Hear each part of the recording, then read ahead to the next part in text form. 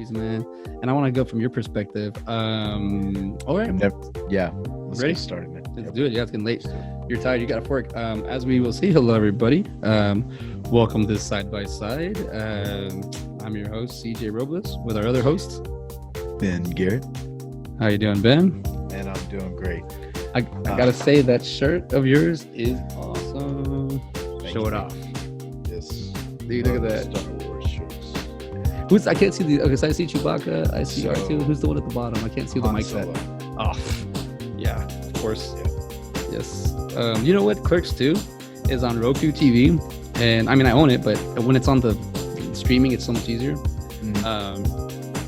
do you call it? I've probably seen it like 40 times this week, but I didn't really realize that the whole Lord of the Rings and Star Wars thing, Dude, that's bad. It's a duels.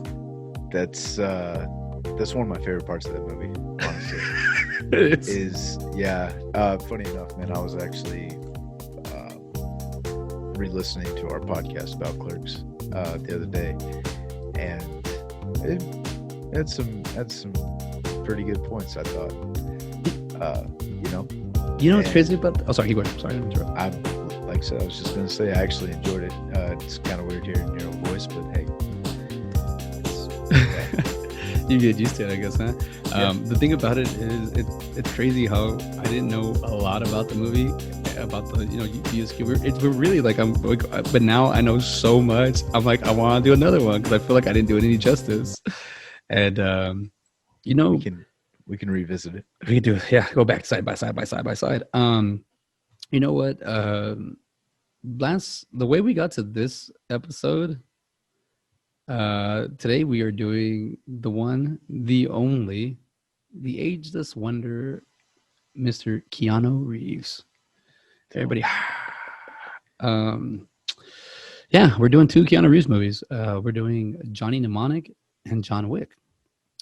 And I must say, I don't understand about timing. I don't know. We didn't plan this. If you've been following us, we literally just talk about movies and we just find through the topic our next movie, and we basically do we get two movies with somebody, a common person, and we kind of just something to compare to.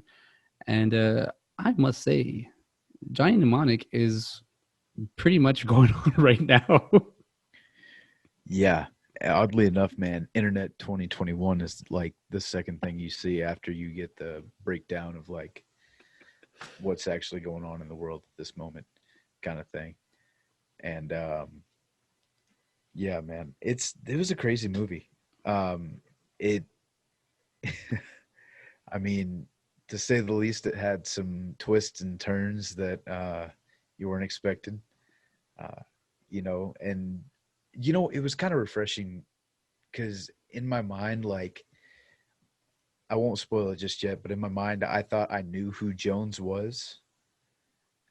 And whenever I was wrong, I was like, oh, okay. You kept going, you kept connecting it as you're going. Yeah. That's pretty cool. Honestly, whenever that happens, dude, it's like, okay, this is a movie I need to look at. This is a movie I need to pay attention to, because I mean, if you can get me like that, like I said, I thought I had it figured out. And whenever I'm wrong, I enjoy that more. Like, okay, it's a hell of a left turn. I'll give it to it, but I was not expecting it one bit. But I had to look into it more after I saw that. I was like, this has to be based on like some kind of short story. I mean, don't get me wrong, Hollywood, I'm sure you can create something very new and original. You probably could, if you tried. If you tried really, really hard. But this, I mean, yeah. I was like, somebody had to have written this. There's some movies that you get that this is a book. You just have that feeling, man. Like you're just like, this has to be a book. This has to be written before this movie came out, because I mean, don't get me wrong, I'm sure somebody can do an original twist and everything. Like that, Tarantino can do a pretty good job at it. Dude, I like the fact that Scorsese, I mean, with The Departed, I mean, the twist it wasn't even twist. It was like just the ending. Pop, pop, pop.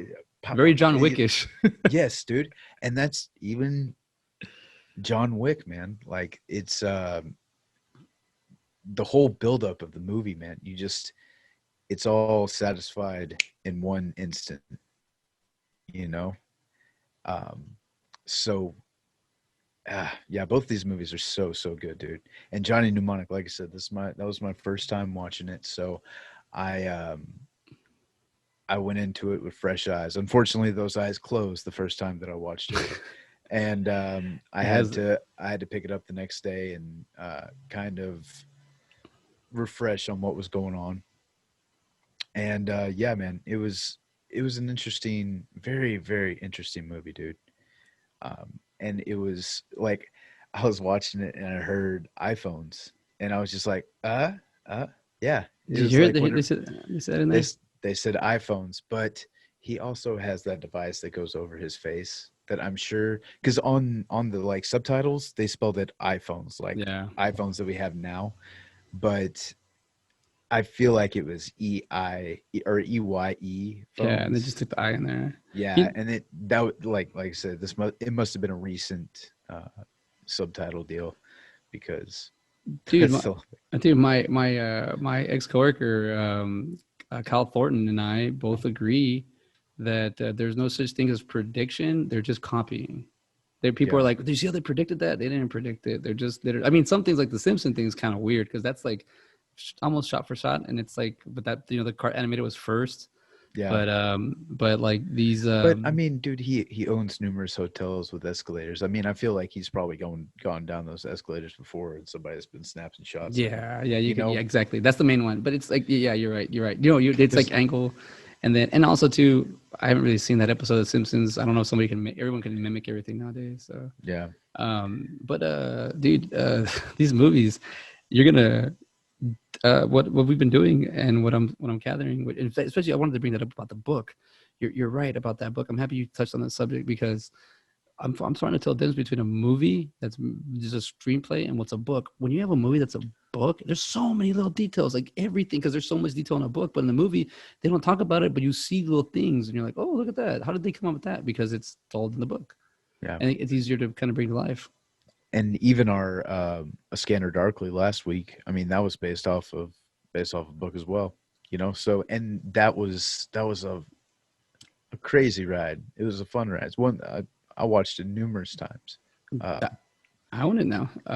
yeah, and I will eventually. Yeah, for sure. I I'll mean tell you that. that's a buy in my opinion, for I'll sure. tell you this much, man. From last week's jump to today, like, and by the way, I'm working on the podcast. I'm trying to be a little bit more professional. You have more. I mean, I'm going back to my old technique of writing while I'm watching. Like I'm going. I like that technique better. But what do you call it? Oh God, I was gonna say something, and I brought up my old technique because I do like the way that because a giant mnemonic. Let's just talk about it. Okay, let's get into it because the Dude, it reminded me of Hackers so much. And exactly then exactly. it being made in '95, it this makes sense. Sorry, I just Like, paused it by accident. It was a little pause. Sorry. Okay, go on. oh, dude, So, no worries. um, But yeah, totally reminded me of Hackers. And also that whole sequence where he's like in the computer and the dolphins like swimming around him and everything. like 90s internet is also Dude, like they did get some of it right, like the VR stuff. I mean, Mhm. that's going on today. I mean, you have Oculus and everything like that, and I mean, it was out way before 2021, Well, that's what I'm but saying. it's becoming affordable now. Well, what I'm Um, saying is they I think Oculus got it from them. oh yeah, dude. Yeah. No, So I totally get what you're saying. Like the iPhone may yeah, have been yeah, yeah. like, "Ooh, this sounds cool," so I'm gonna call it the iPhone kind of thing. Um, which yeah, I can get on board with that. Um, you know, once you do the whole iMac and everything, which came first, the chicken or the egg? That's And a really the egg, uh, and then because it comes from a lizard, and then it's the evolution. like a, no, dude. The chicken had to become first. It no, was a chicken.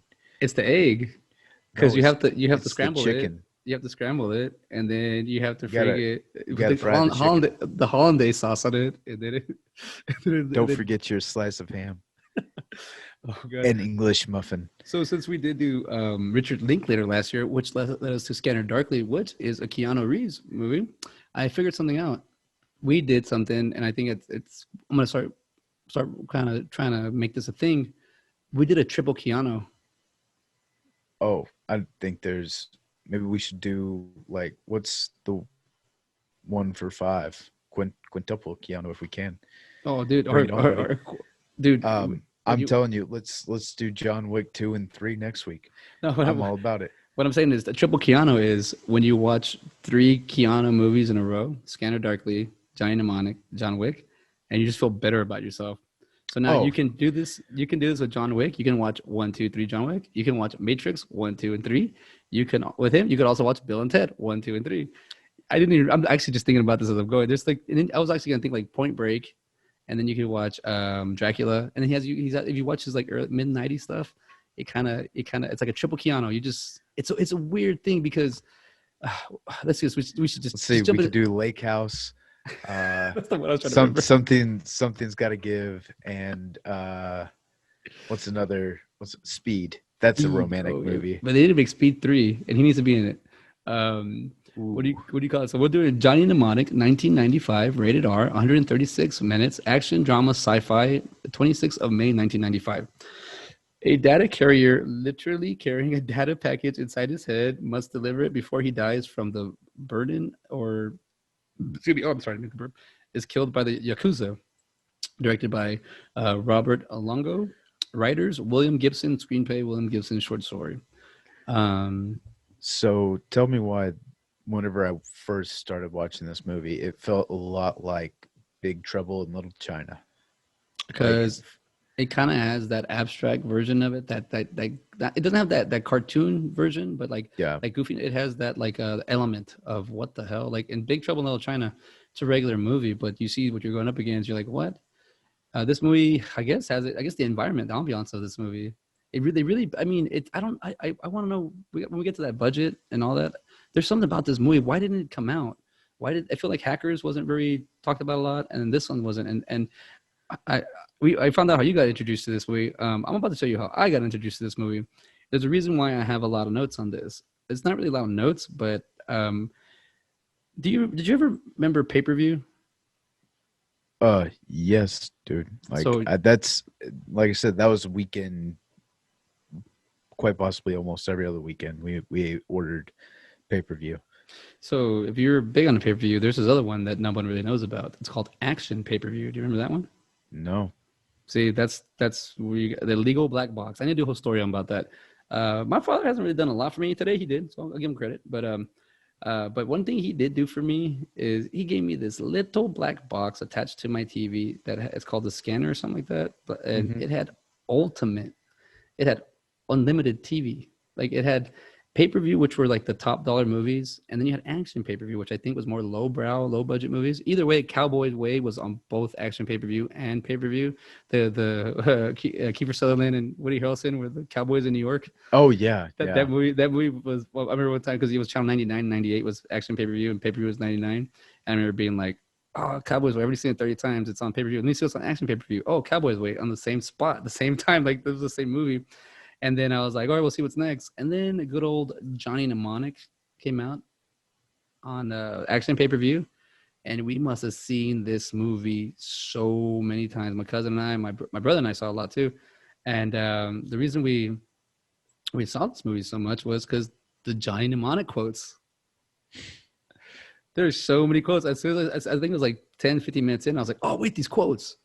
The way they tell the story is pretty awesome. I mean, you literally have he gives up his childhood part of his brain so he can put little stories like a USB in there so he can go around. One thing I noticed right from the beginning because it had the opportunity to kind of give you a little bit of his life, but first thing I noticed was Keanu was jacked in freaking Johnny Wick. I mean, sorry, in Johnny Mnemonic. It's jacked in both. Yeah, Yeah, man. he's just the Um, skinny surfer guy, and he's like he's the not he's usually that's the stereotype of him, and then because of his voice, whoa, and all that. But he's way more than that. And then the fact that he took this giant mnemonic role, like he's super fit. yeah, and I thought it was a very, you know, So I recently watched a Keanu movie called Knock Knock. All right. Yeah, you told me about that one. Yeah. Um, it was an interesting movie. It was an interesting concept. It was directed by, it was either written by or directed by or both by Eli Roth. So, but it wasn't one of his like gory movies or anything like that. It was more of Yeah. like a psychological thriller kind of thing. And he starts off as a very like mild mannered, like family man, like all this other stuff, and then he ends up getting seduced by these two women, yada yada yada. You know, they end up blackmailing him, stuff like that. And I don't know, dude. Like it was a hard sell on him turning like that. But with Johnny Mnemonic, I mean, he's kind of like an asshole from the beginning. God, actually, I love that. Yeah. And so like you have that aspect. So I feel like if they had, I don't know, I think that was the whole point of Knock Knock, is just seeing like a drastic turn in somebody. And then them having to deal with those consequences of their actions. And I don't know, that movie was crazy.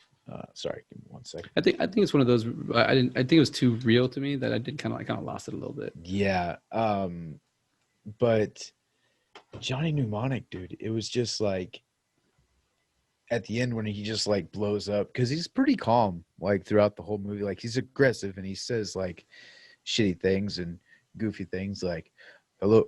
There's one quote that he said, and I was just like, oh man, that's a cheesy line, but it like it works, you know. Um, Pizza. yeah, something like that. Like yeah, yeah. You boys order pizza or something. Yeah. But yeah, dude, this it was a fun movie. I really enjoyed it. And you know what? I've waited long enough. Spoilers. What the fuck is up with the dolphin, dude? Like, are you kidding me? Wait. So okay. Dolphin. So Jones at the end of the movie, you find out is a it's a fish that is. And by the way, I didn't know Johnny Mnemonic was on Amazon. I bought it. It was at half price books. Maxwell grabbed it and we took off. I was like, hell yeah. But I'll say this much: the dolphin. What are your theories on it? And I think I have mine. Do you want me to tell you mine first, or do you want to? So go for it, because It's that'll probably jump. because I think they bring up that he because Johnny Mnemonic, that's what I like about him. He's Keanu Reeves lovable character, but he's not. That's not Keanu Reeves. That's an actor that he's Yeah, portraying. Like he's doing a good job. He's acting, and um, and the reason I've been saying that a lot is the people are actors instead of performers or just entertainers, because you have a lot of people nowadays, or just in general, that have always come into movies because they're famous in something else, and then they come in a movie and it's just like, well, you don't even know how to act. But with this one, he calls it the fish. He never refers to it, and they go, it's a mammal. yeah, So they put it out a few times. I'm thinking, well, because the brain of a dolphin is bigger than a person's, so I feel like they can either the Navy they did Navy experiments on it. So I figured that was, oh, I love that. I put it on a little window right here playing Johnny Mnemonic. I just love the motion graphics, the beginning, that's what I have here. The title cards and everything was awesome. But I think the what do you call it? The dolphin is there because it's smart. I mean, but I also wrote down notes is like how to fucking live with dolphin, man. You have to be in that little tank and you're connected, but also in the way like you're connected to the internet. So dolphin doesn't need a lot of place if it's already in the internet, because like most people, it's living in the internet, like it's like it's real yeah. life. So Like it's, I bet you like back in the day, like what the fuck, and then now it's like, oh, that's more relatable. If you can go swim the internet, surf the web, oh maybe yeah, I thought that's about that. you know, maybe that's where they're like, oh, You, it's like Johnny Mnemonic. you know the thing about like data poison is funny because I think maybe that's why a person can't do it, but the dolphin can. Maybe the bigger. Possibly. Um, I was thinking, well, in the story, man, it said that they gave the dolphin heroin so that it would do their bidding, and they would give Crackhead. it heroin. Yeah, exactly. That's what they said the Navy did to it. Um, but yeah, dude, it just tripped me out. Honestly, after that, I was like, I'll buy into whatever. Like I said, it was a twist that I didn't see coming. I thought J Bones was going to be Jones, and I was just like waiting for that to be the reveal. Ice Like, T. okay, I'm Jones, you know, and I'm like, all right, cool, you know, it makes sense. But then for they turn the corner, this is Jones, and they show the dolphin. I'm just like, the hell's going on here? Like it kind of it really caught me off guard. And then just to see him plugged into all the TVs, which is so funny, man. Like who would have thought like they're like old TVs too. It's Yeah. not like it was really kind of cool. So I did have a theory though, or a question for you. Do you think Jane was just trying to get close to Ralphie for the low techs? Do you think she was still like with them and she was just like almost a spy to get to Pharmacon? No, she's a You don't junkie. you Nah, don't know? You nah. I don't mean, think so? in the I mean, story, I can kind of see that. I can kind of. she wasn't surprised that Spider was a doctor or anything. Like she just was like going along with it. Well, no, but she knows. But she's the one that knows Spider. Remember, she Yeah, goes to. I know she knows Spider, but I'm just saying it seemed like, oh, it's this big secret life kind of thing. At least that's the way it was kind of presented. It was just like, oh, okay, you're a doctor, and then because somebody said earlier in the movie, like, oh yeah, he used to be a doctor, and then now you see him doing all that. But well, like I said, if do you think that they they had Jane like because Oh, you're talking about if they sent her to protect him. yeah, Oh, maybe I can see that. not even protect him, but just like to spy on Ralphie, No, to I get don't know. I close don't to know. because I mean, It seems like Ralphie. She just needed money, or she wanted because she goes up yeah, but against if the other. she yeah, but She if goes to she the other was bodyguards. yeah, but if she was his bodyguard, she would get in on stuff. Maybe. She would be able to listen in on I don't know. I feel conversations. like Jane just saw opportunity, and she was needing the work. I see it like that. I don't see her kind of. I mean, I could see if they kind of put her as Well, that aura kind of got her there, but I don't.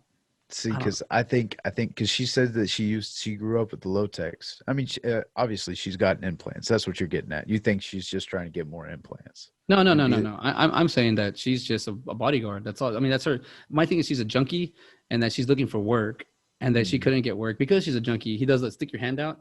It's like I can't use you, and then she ends up like she's. So I think Jane puts herself in this movie by accident. But now that you think about it, I mean, as you taught me about it, I'm thinking like, well, maybe she did. Maybe she did get Yeah, kind of drifted. But I mean, there's no real clear point. I mean, also in your point, you're right. I can believe that too. I forgot about that part. Yeah, The what? the where he's like you're a junkie, Yeah. So I think that I mean I like Ralphie too. Who's the character that plays Ralphie? repeat offender, Oh, he was in Ace Ventura. Ace Ventura. Oh yeah, Udo Curie. Let's see. What is he? He's got to be like Swedish or he's been in a few movies that I like. He plays like this like he's a great actor. He's German. Blade, downsizing. Oh man, damn yeah. Oh, He but was in Blade. yeah. Oh, he was one of the ancient ones or something like Yeah, that. he's got a lot more movies. I can't think of off the top of my head, but I love his character as Ralphie, just being like this little like pimp kind of guy. And he has the two bigger like female Hmm. freaking bodyguards. Dude, Um, and the way he dies is so. Oh, it's rough, man. dude, it's so cool, right? Like Yeah. the CGI. Okay, now so remember, so I saw this when I was a kid. I can't remember the dialogue. I do not remember the story, but I remember. I mean, we saw it a lot. I mean, probably like 2 or 3 summers. I can remember every shot of this, every frame of this movie. I So can you're remember like the anything. Johnny Mnemonic of Johnny Mnemonic. Well, if I knew the story in this, I'm just walking around going, whoa, whoa. That's me basically. What do you call it? Yeah, because that's all I can do. Keanu could actually do more than I can. You know what? I'm here at the scene where they have the girl that's like a body pizza, anchovies. And the part where the girl, like, I thought they were gonna show her kick ass because she looks like I think she's like a fighter. I want to look. I gotta look more into it. But the girl that in the room in the when they go before they the yakuza shows up and kills all those guys. Um, and by the way, what's that guy's name with the thumb? Oh, yeah. Um, it's in like in real life. Or no, just whatever. I can't remember It's what his name. Shinji. Shinji. Oh, Dennis Akiyama. Dude, he does a good job, man. And also him, he's also what like American and was Yakuza Japanese or Yeah, yeah. so he's American and Japanese, where the older is all 400% Japanese.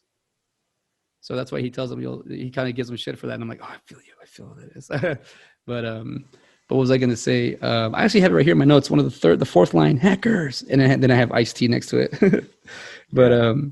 you know, like yeah, the Japanese, English.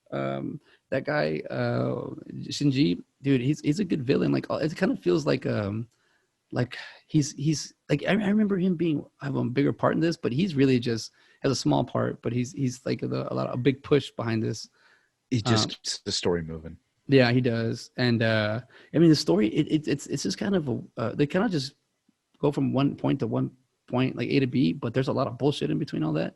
I Hmm. mean, not to mention the preacher is a freaking street preacher is Dolph Lundgren. I totally forgot about that. Dude, I thought it was Chris Christopherson for a second. Oh shit. Like that's I legitimately thought that's who it was. I was like, damn. And then I looked it up. I was like, okay, that makes sense. That was an interesting one too. Like just running him over, like oh, like they already know who he is. Like they're just running his Yeah, ass over. Spider. He's like, you don't want Yeah. to know. Don't even ask. And Henry Rollins playing Spider. That was cool. I hated it when I was younger when he died. I was like, Henry Rollins, yes. And then he dies. I was like, oh, misfit. It's like, but but like he's Spider, but the character, the way he plays Spider too, and Henry Rollins at this point in his acting career is very early. I don't know what he has. Let me look it up real quick. But he does it. Like now that I think about Spider character, he does a really good job.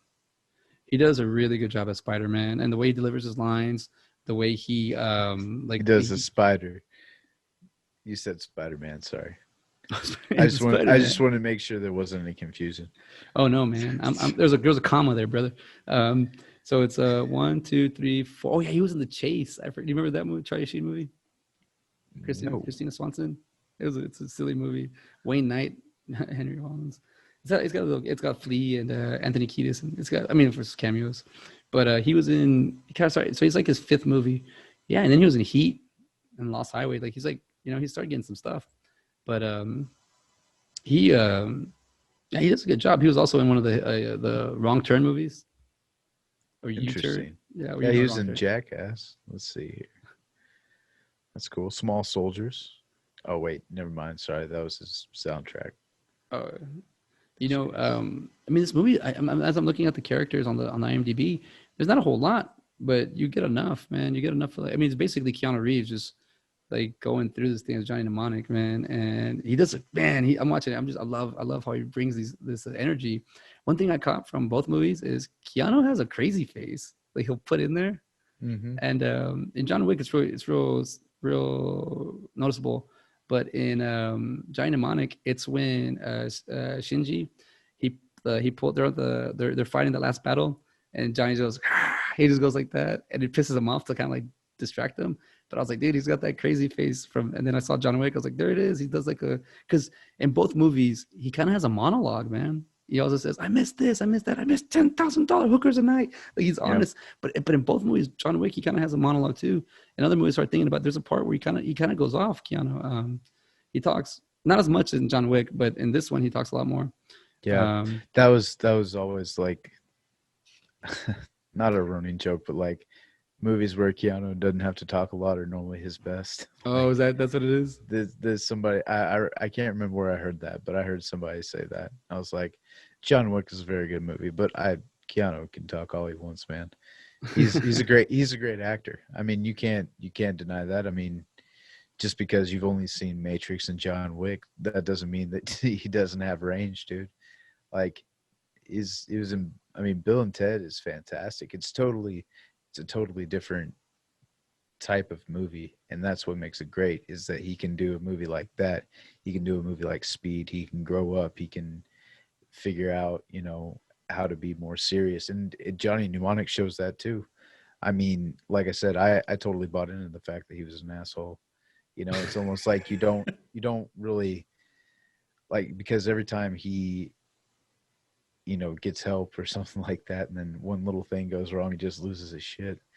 And Oh, I feel then, like I feel that. and it totally makes sense, but dude, that's the one like John Wick, whenever I went to go see that in theaters, I was so surprised. Like I was just like, this is a this is a fantastic movie. Like I was going into it. I didn't really have low expectations, but I was just like, this is a Keanu Reeves movie. I saw the trailer. It looks like it's gonna be cool. But like I think I had gotten so used to action movies just being like, Oh, all dude. right, you know what I'm saying? Just That's like that's that's those. that's yeah. That's the John Wick. That's hold off on that one. It's Oh, because it's dude. acting. Because even like this, like as I'm starting to study like actors and starting myself and get better, I'm just watching watching Keanu Reeves do Johnny Mnemonic, and I mean even the part where he's in the restroom doing the Tai Chi looks so fluid. Yep. Just there's little things even when he comes out of the trance of getting all the information, the way he blinks his eyes and like just there's little things I'm taking from Keanu is it's when he's on screen like everything he does is impactful. And if you're telling me that they say the movies he talks less are better, then that means he's doing more motion and more acting and more range. Yeah. That's harder to do. Anybody can talk. Anybody can read dialogue that somebody else wrote, but he's actually having to create it and do it. And the more I see this movie, the more I start to see like he's in the scene, he's in the world, he's in the movie, and he makes me believe that Johnny Mnemonic is real. Yeah. And it's the No, totally, dude. Baldy. He's just like he talks like he's a smartass in this one too, Yeah. and that's pretty cool. He's not John Wick, not at all. But you know, I was gonna say I forgot I have my Johnny Mnemonic quotes all over the place. It's more of an audio thing now for me. But damaged goods, lady. like let's see. Oh, He and wanted then to get who's Jane? Diane Meyer, is that her name? yeah, And then I Dynamire, remember, yeah, or Dina, probably Dina Dina Meyer. probably. Um, I remember seeing her in Starship Troopers. I was like, oh, okay, that's I like. It took me like 2 seconds, but I was like, Starship Troopers. That's It where I know says her from. it says she was in Saw. Who was she in Saw? I think she was one of the. She says Carrie. I don't know who that is though in the movie. I think she was one of the victims. Like somebody that got tied up or something, or Yeah, something like that. I think maybe. Let's see here. I'm just yeah. kind of looking through the pictures to see if I That's what I can. was doing. I was trying to see if I could find her real quick. Nah, there's not enough of them. But it's probably it's probably all movie posters. But yeah, she was in Saw. That's cool. She's also in Star Trek, Nemesis. Oh, okay. I was about to say the new one. Nah, Oh, not the older one. But the J.J. Abrams Star Trek. no. You know, with Oh, that's Captain your Picard. favorite. That's your favorite, right? I mean, I like them all. I have to go back and watch the older ones and get more of the story. I was too young, I think. Like this Yeah, movie. it had the two awesome Chris's, Hemsworth and Pine. So Um, and Hemsworth also only had about 3 minutes of screen time, and he dominated. yeah, no, totally, totally. I took her pine. I like her pine. They showed the scene where the Johnny Mnemonic comes out of the hotel and he's dressed up with the wig and everything. And Yeah, I'm kind of like, why didn't you just wear that the whole time? Like, yeah, dude. That had to be the goofiest looking hair I've ever seen. but But even the way he he walks, pulls it off. but the He way he pulls it walks, off. all he's there. He's going like man. I gotta give it to Keanu Reeves. He's a great actor. Yeah, I bet you. I and mean, I bet you somebody like, oh, that surfer guy. He probably was like, well, then F you. Let me try, man. Let me show you. I mean, you hear all the good things. I always post on like Facebook all these videos of Keanu Reeves. Like, he's nice. I mean, it's like cool that there's someone like this down to earth. He made so much money off Matrix. He just gives all his money away or something like that. You know, yep. well, you know, you want to hear that. I mean, to each their own. They can do whatever they want with their money. I can't wait to see the fourth one. I mean, that's going to be coming out this John year on Wick, HBO Max. No, The Matrix. Matrix. Oh yeah. Oh yeah, that's already coming back. See, I mean, But the John thing Wick is going to have a chapter 4 as well. probably that's an It'll probably it'll. I mean, I've I think I read somewhere it said like he'll do as many John Wicks as it people want. I'm like all of them. Give me all of them. yeah. Just keep going. It's a cool. I mean, it's a cool story. But sticking with John, dude, I'm sorry. No, I did you, really we gotta wait I because it's gonna be so good. We I get love John Wick. It's like I said. It took me totally by surprise whenever I went and saw it. to Just watch like it. how amazing it was.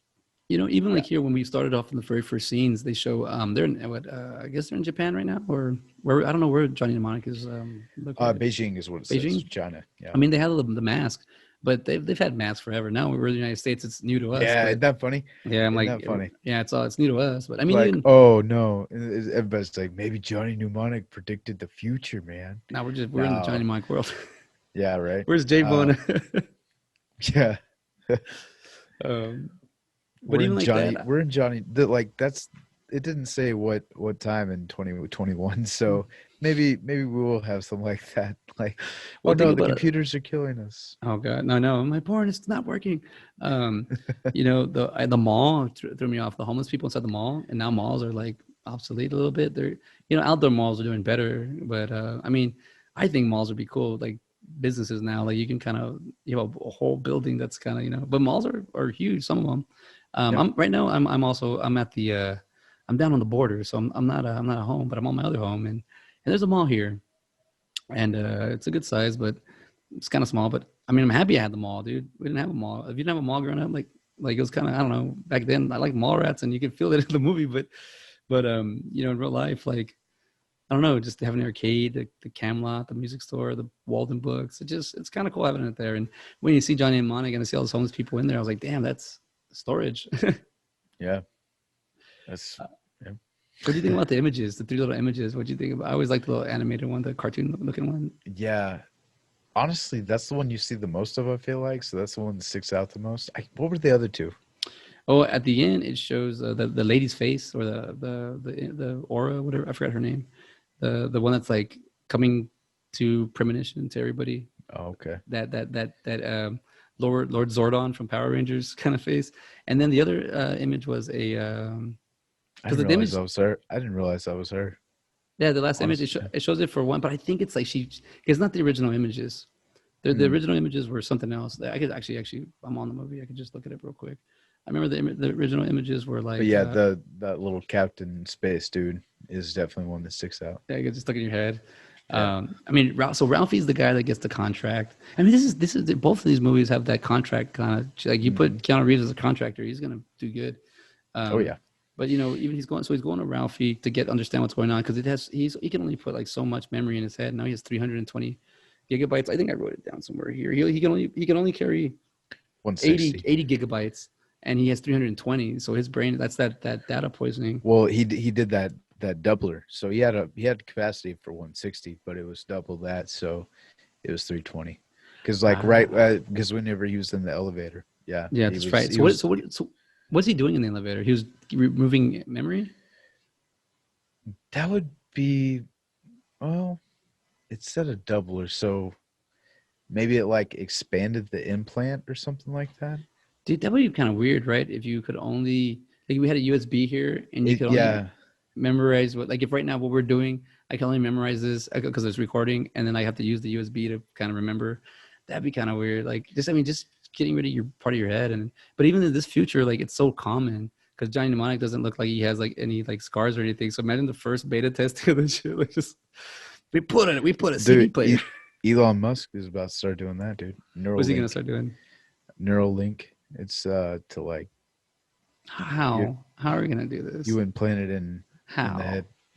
We're gonna our brain with our fires as it rapids. We're gonna pick up the patterns. Like, this is Dude, insane. it's supposed to make your brain better. Is essentially what it is. And then, yeah, no, I mean that's his goal at least. I mean, it's interesting to That's say so the least. crazy. That Yeah, is so. I mean the thing is too. Passing he's probably trying to pass down his conscious so he can live forever. I think probably. maybe that's Elon Musk's goal right now. We think everyone's painting him as Tony Stark. He's not Tony Stark. I like him. I like Elon Musk, but I mean, I saw a story the other day, and I thought I was reading about a story, and I was like, oh, he's an interesting guy. But maybe he's looking for, because he's already 50, and maybe he's looking for that. You know, 30 years will be 80. Maybe 30 years he'll have like, okay, I can put my brain in this computer. You know, Yeah, it's very. I mean, remember probably. RoboCop 2 when they it's eyeballs or brain in the spinal cord.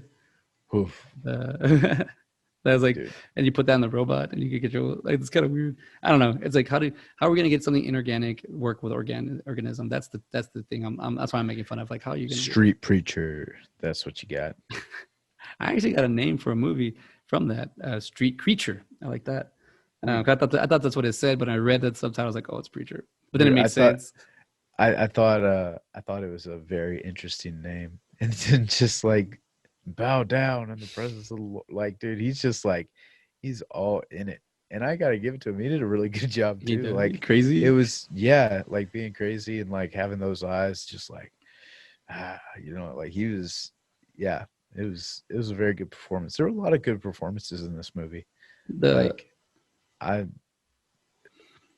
given that kind of like crazy script and everything, especially for 1995. I mean, this is coming up on what, almost 30 years ago that this movie came out.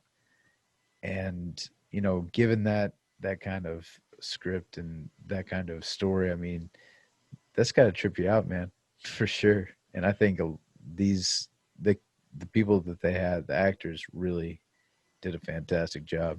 I like this cowboy guy. They have the like that kid gets the baldy. That guy gets shot in the head for no reason, but then you find out so J Bone goes down. Like I was like, I always wondered like why does he shoot that kid in the head? When they're fighting, and then the guy the cowboy, Yeah. he gets stabbed by J Bone with the knife, and I remember that's always silly because he like kills him and he just freezes and falls over. Does Baldy die? I know he just hit him, he hits him, but I don't know if he kills him. I don't know if he dies. I think this is like you don't see him anymore after this scene. Yeah. I don't think you do. No. I can't Yeah, remember but if he does die or not. yeah, there's a part of oh yeah, I'll find you asshole. It's one of those- that's like one of the giant. I'm gonna see where these quotes are. I can't even read my penmanship, but um, you know, let's see. I mean, there's so many things here that I like about this movie. NAS, the black shake is what Jane has. So it's Yeah. kind of like they have the cure 8 months. They just need to get it out. It's in his head, the cure for the NSA. But you know what that reminded me of? That reminded me of I mean that guy's scene is kind of silly, right? He's just on the ledge and he just gets shot. Like it's like I was in a movie with Johnny Mnemonic. Who were you? I was the guy that got shot in the head. Kind of like when I was in that movie that I got shot in the head because I had to leave because of work and I had lines and then it kind of I was like, oh, getting closer to my work, I gotta go here, put him here, shoot him in the head, let's go. It's like, oh, thanks. I get to get out, I get to be in the movie and I get out. But oh, that's when I fell off the rocks too because I did such a convincing fall off the rocks, but I actually fell off the rocks and I was like, oh, I shouldn't have done that, that hurt. But that this J-Bo, dude, Ice T. There's a movie I want to. I mean, I don't know if we're gonna get the Ice T movies, but not too many. But there's one called I think it's Surviving the Game. Mhm. Yeah, have you ever seen that one, No, I don't think I have. dude? I saw this one on Action Pay Per View. Man, it was such. Let me just tell you the cast real quick with Ice T. You have Ice T, Rutger Hauer, Charles S. Dutton, Gary Busey, F. Murray Abraham, John C. McGinley, William McNamara. Let's see. I think that's about it. But all those names you hear what I said, like these were all these at one point. These are all like starring actors, and they're in this movie, like lead actors. And Ice T does a pretty good job in this one too. And this is a year before this movie came out, so he's already getting his acting chops in. Basically, Surviving the Game it's a 1994 rated R movie. It's an action adventure crime released in 1994 of April. A homeless man is hired as a survival guide for a group of wealthy businessmen on a hunting trip in the mountains, unaware that they are killers who hunt humans for sport, and that he is their new prey. It's pretty intense movie, man. That's an action movie. Hmm. It's pretty darn good. Surviving the Game, like as it for low Interesting. budget. I mean, but you got all those great actors in it, so they stick out. Kind of sucks.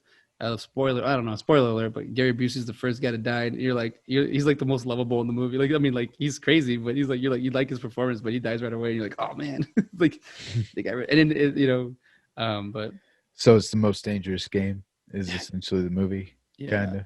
Yeah, that's it, cool, man. it's Like a that, like I said, I was looking it up right now. That looks like it would be pretty it's a interesting. pretty good. Like I mean, I don't know. I mean, it's an older movie for side by side, but it's a good one. I even like right now. I'm watching the scene where they Ralphie tries to take Johnny Mnemonic and Johnny and the girl hits him in the head and he goes not in the head because it's Yeah, like it's a data. It's like having a computer. But I mean, I don't know. I kind of like skewed off a little bit, but you know, I mean, let me like not watch this movie. I'm literally watching the movie while we're doing this. It's like it's just such a good movie because we have the it relates so weird to right now 2021 and we're wearing masks on the first thing you see and we're wearing masks in 2021 like like art hit, art repeats history but history makes art or what are we doing here? right. Dude, So sorry, I was just looking up the trivia for Johnny Mnemonic, and oh it what you got? says during the scene in the back room of Crazy Bob's computer store, It sounds like Johnny asked for an iPhone, what I was mentioning earlier. Hmm. And 12 years before it was launched, while it would still be cute if the scriptwriter, okay, cyberpunk movie had made this just sounds really condescending on this trivia. Well, it would be cute. Uh, no, the iPhone early head-mounted interface designed by Jaron Lanier. In fact, calls it Thompson iPhone. Interesting. Okay, that's kind of cool. So sorry, that just kind of answered my question from earlier. Dude, I'm actually like, look at the next thing right here on the trivia. At one Hmm. point, Johnny's brain implant is detected by a security scanner and is falsely reported as a device for counteracting dyslexia. Keanu Reeves does, in fact, suffer from the disorder in real life. Now, that word Interesting. dyslexia is so messed up.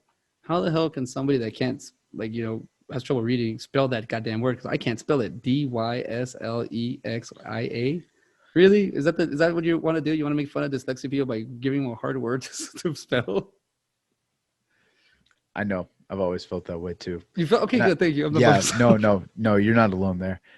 So earlier I said maybe it was later on in 2021. No, it's set in January Oh, 17th. dude. So it's already passed. Honestly, we've already passed Johnny Mnemonic, so Good. But it feel was all right. there's a specific date, January 17th. Yeah, January 17th. Yeah. Japanese characters seen above the Internet 2021 title card at the beginning of the movie that directly translate as hackneyed clinched in English. Oh, I don't know. Oh, like hacker. Like this is definitely like hackers, man. This has a lot to do Yeah. about oh sorry, I know where to go with my story now because I was like, okay. So when I was younger, and this is why college students kind of annoy me. When I was younger, you go to the parties. When you're not 21, you got to hang out with the college kids at the Riverside back then in Austin. In the East Austin, you hang out at the Riverside apartments. And one time, I was having a conversation with some college kids, and you know, they pissed me off really. Like I think I was like a junior, and they're like freshmen back then. So we're all hanging out, and then I said something like. I was like, what? I can't. I don't know where I got it from. The idea. I think I got it from a movie, but I said they were talking about school and politics and stuff. And I was like, I don't talk about this shit. Even at that young age, I was like, I don't talk about this. And then some girl was trying to push me into the conversation, and then I remember saying something like, "Oh yeah, well, there's probably a cure for cancer. They just don't share it because there's no money in it." Remember? And I remember Chris Rock's freaking stand up. Remember polio? They got rid of that shit. And I feel like Chris Rock got he was like talking about the truth, and they're like, "Hey, man, give him a fucking show, give him something. He's getting too close to the, like distract his ass." But he talks about polio. Chris Rock remember polio? Remember that we used to have that. We got rid of it. There ain't no money in that. They need the vaccine. That's what they need to do. And then that's kind of like when I said that at that movie. I mean, at that with those kids, and they're like, "Oh," they started like talking down to me. I'm like, that's when I realized college students are idiots. And then they're here to get educated. And then when we're every time they'd see me, they'd be like, "Oh, there's a guy that says there's a cure for cancer." Like if I was like I'm like, you're not paying attention to the shit around you. I'm not saying that it's the internet. I don't know. I'm just saying what if there was like you shut me down before I even like can even do anything like with my conversation. But I remember just being like, like this movie really like, well, maybe I could have got it from this movie. There's a cure here, and they're hiding it because pharmaceutical companies, I mean, of all places, are trying to make money. And ironically, I became a lab rat, for 7 8 years. So I very much pretty much kind of saw a lot of firsthand stuff. Not a whole lot. You just sit down on a freaking bed and get paid. But what was I gonna say? Yeah, I mean, this movie by far, like once I'm gonna have to write down all the John Mnemonic quotes, and I can only write them because the way the actors say them and they portray them, that's when I remember them. I have them written down, but I don't really. Time to go. That's what I remember. Dude, so sorry. I was just kind of looking up and seeing what movies came out in 1995 because you mentioned Johnny Mnemonic and Hackers, and I was like, I wonder if that year just had like a lot of stinkers because there's some years that just the movies aren't as good as some other years. It just seems that way. Um, so it's kind of funny. Billy Madison was 1995. Let me make sure. Yeah, wide releases. Okay. Um, let's see Yeah, here. why didn't this movie get any love? I feel like this movie didn't get any like. I'm about to let's see here. Major Pain. That's another one that came Mhm. out. Okay. Tommy Boy. Uh, Wow. which overshadowed Tank Girl, which was a real that was another Ice-T movie. And So that's he another had and that's another one about the future, yep, post-apocalypse. yep. Let's see, Bad Boys. Um, let's see, a Goofy movie. So and Jury Duty. Another two other movies that we've done so far. So that's Billy Madison, a Goofy movie, and Jury Duty. Jury Duty. That's Let's see, Friday came out that year. Friday's Let's, 1995. yep. Oh wow. Um, let's see here. Braveheart. Okay. Casper, the friendly ghost. So And Ralphie's. so that's May. May is when Johnny Mnemonic came out. So it's supposed to be a blockbuster. I mean that has to be the mindset, an action movie in the middle of the summer. They had Judge Dredd was 1995. Mighty Morphin Power Rangers movie. Oh, I just bought that Sorry, one dude. not too long ago. This is just like blowing my mind. No, no, keep going. That's what we're doing. We're digging. So we're finding out because Clueless, it seems like a lot of these movies were trying to Waterworld, block these movies. Or Waterworld. Babe. Now that one I thought was a good movie, but apparently was not very. Well, because it was made hard. It was hard to make, and it was a big old bust.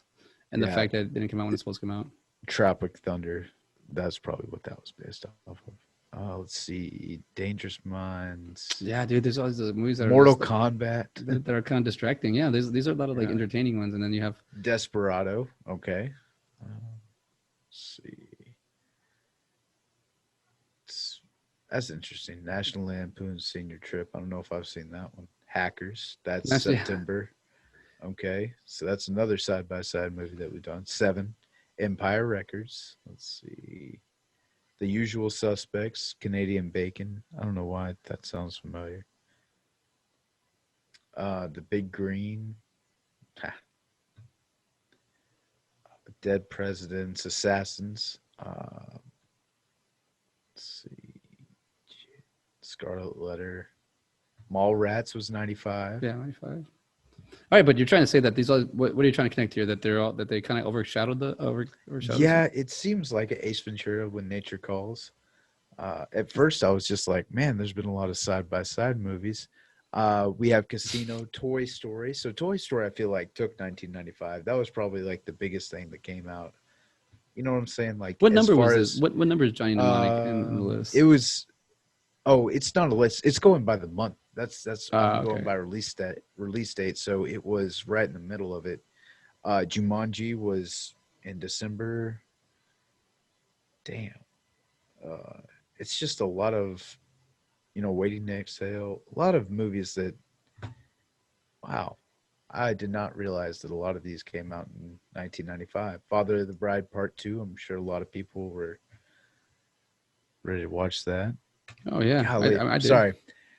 Yeah, like I said, I think even Brad Paisley, who ended up marrying that lady from Father of the Bride, I think he went to go see that so he could see her again. Funny enough. Yeah, Kimberly Williams. One thing I keep getting on the Wikipedia is they keep talking about cyberpunk. Is this what this is supposed to be like? A cyberpunk movie? I feel like it. Yeah, So what is a cyberpunk movie? Like it's like I thought there was it's like a futuristic kind of like you would probably say like Blade Runner is cyberpunk. because there's the other one is what's it called? The other type of movie where it's gas or it's what's it called? Steampunk.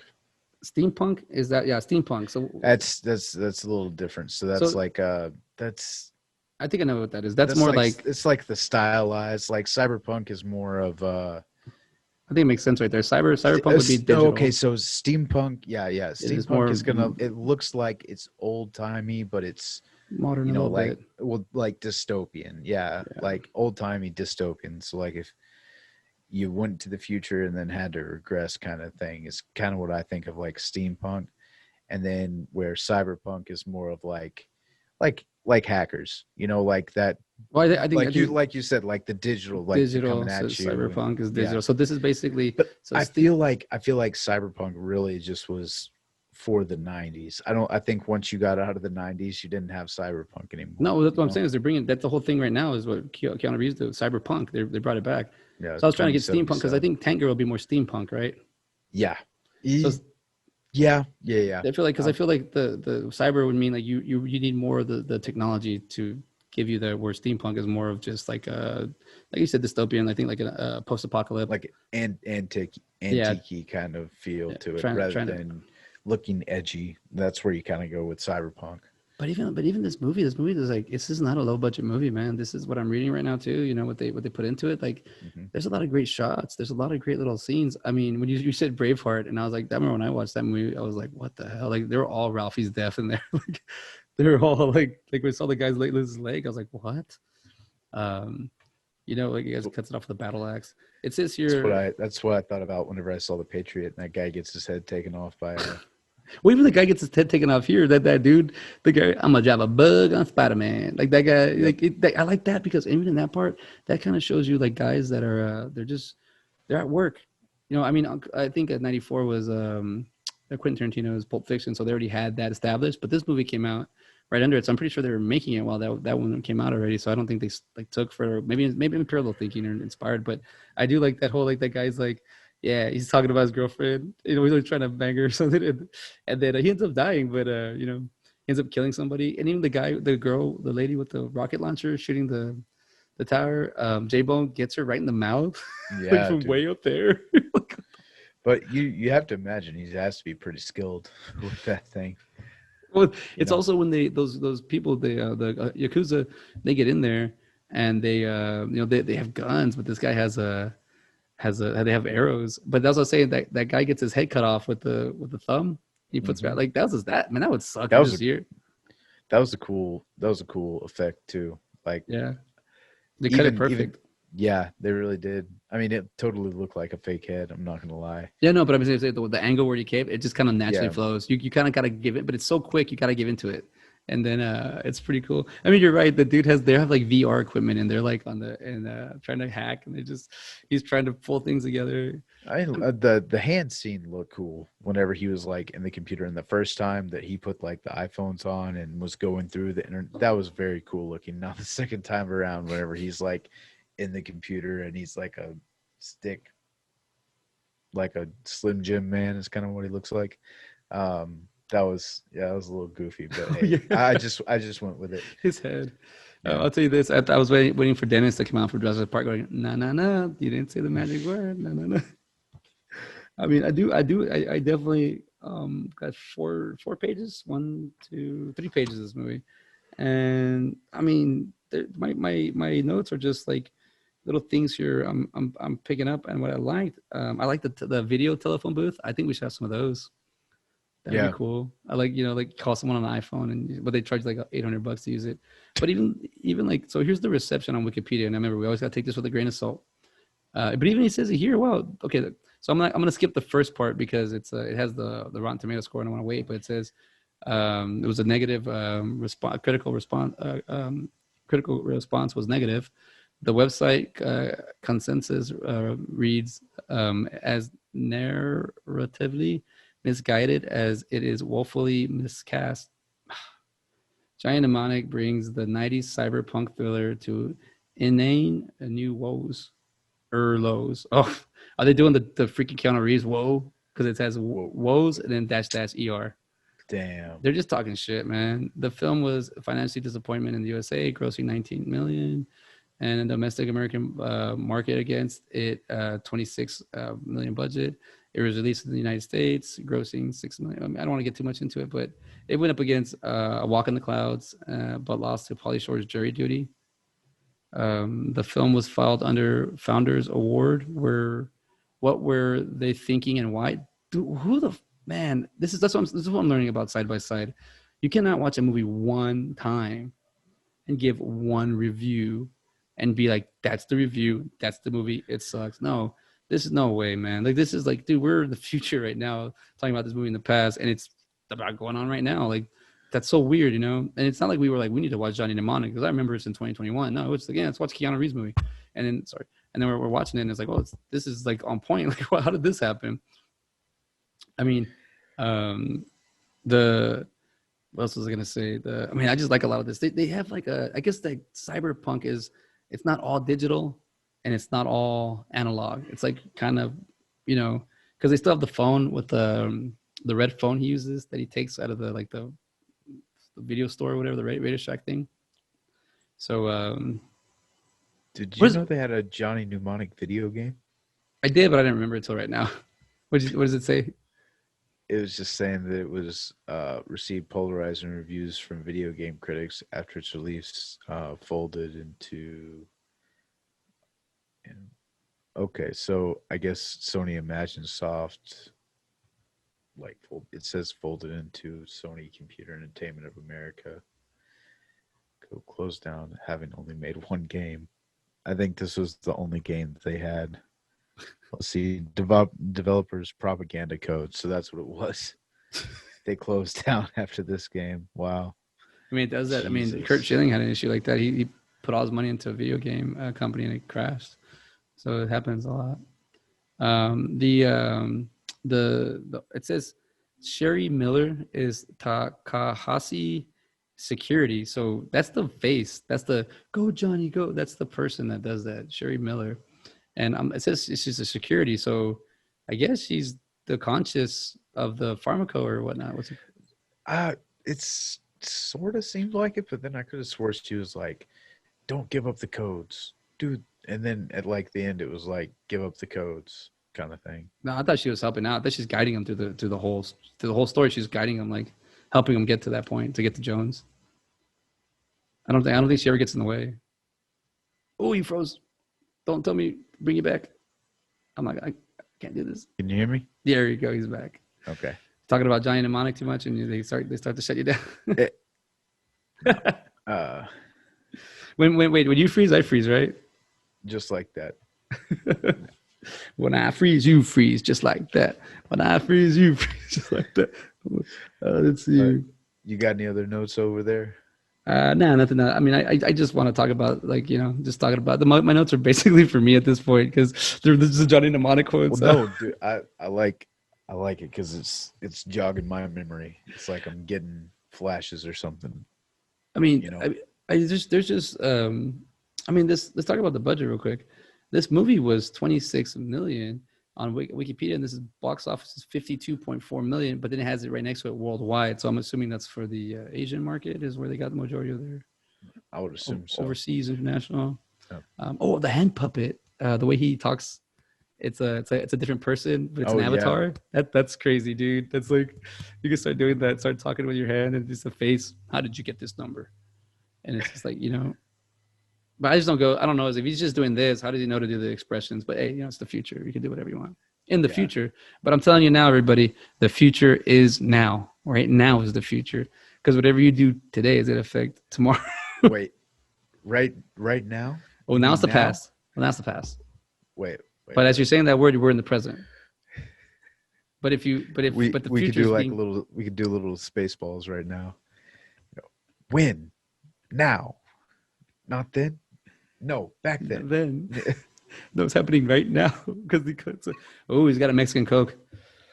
Ben has just whipped out the 35 ounce. It's a big old Coke, and I'm right here on the border, man. I got those right across the street. I need to grab one. I've been waiting, man. I've been waiting. I first had to get rid of all. I had to first fix the problem. Once the problem is fixed, now I'm gonna enjoy myself and hanging out with my bud. You know what? We are. I think we Johnny Mnemonic. I don't say we're not doing a bad thing about it. Maybe because there's just so many things. I think you do need to just. I recommend just watching this movie and seeing how it relates to today. It's really insane. But we have been talking for about 50 minutes on this. I think it's time that we move on because I gotta say, like, I love Johnny Mnemonic. I really like. There's so many layers to it. There's nothing wrong. I mean, all the cast from like it was Dana Meyer, Keanu Reeves, Ice-T, Takeshi Kitano, and Dolph Lundgren, Henry Rollins. This has, I mean, even Rafi Udo Kier. It's like he's like a special part in this movie, for his character. And I don't want to oversee this movie, but this movie you got to watch it. I don't want to ruin anything for you. I think this is an older one where it's a slower pace. Take your time with it. Breathe it in. It is like watching a book. Do not miss anything. Take it in. Like I've seen this movie about 1 million times, and like I like the fact that when I was watching it, like I already knew what was going to happen, but I knew exactly the shot. I knew exactly what was going on, but then I didn't know any of the dialogue, so I had to focus on the dialogue. I couldn't remember any of it, and I was like, oh, this is way more interesting. This movie's got way more layered to me.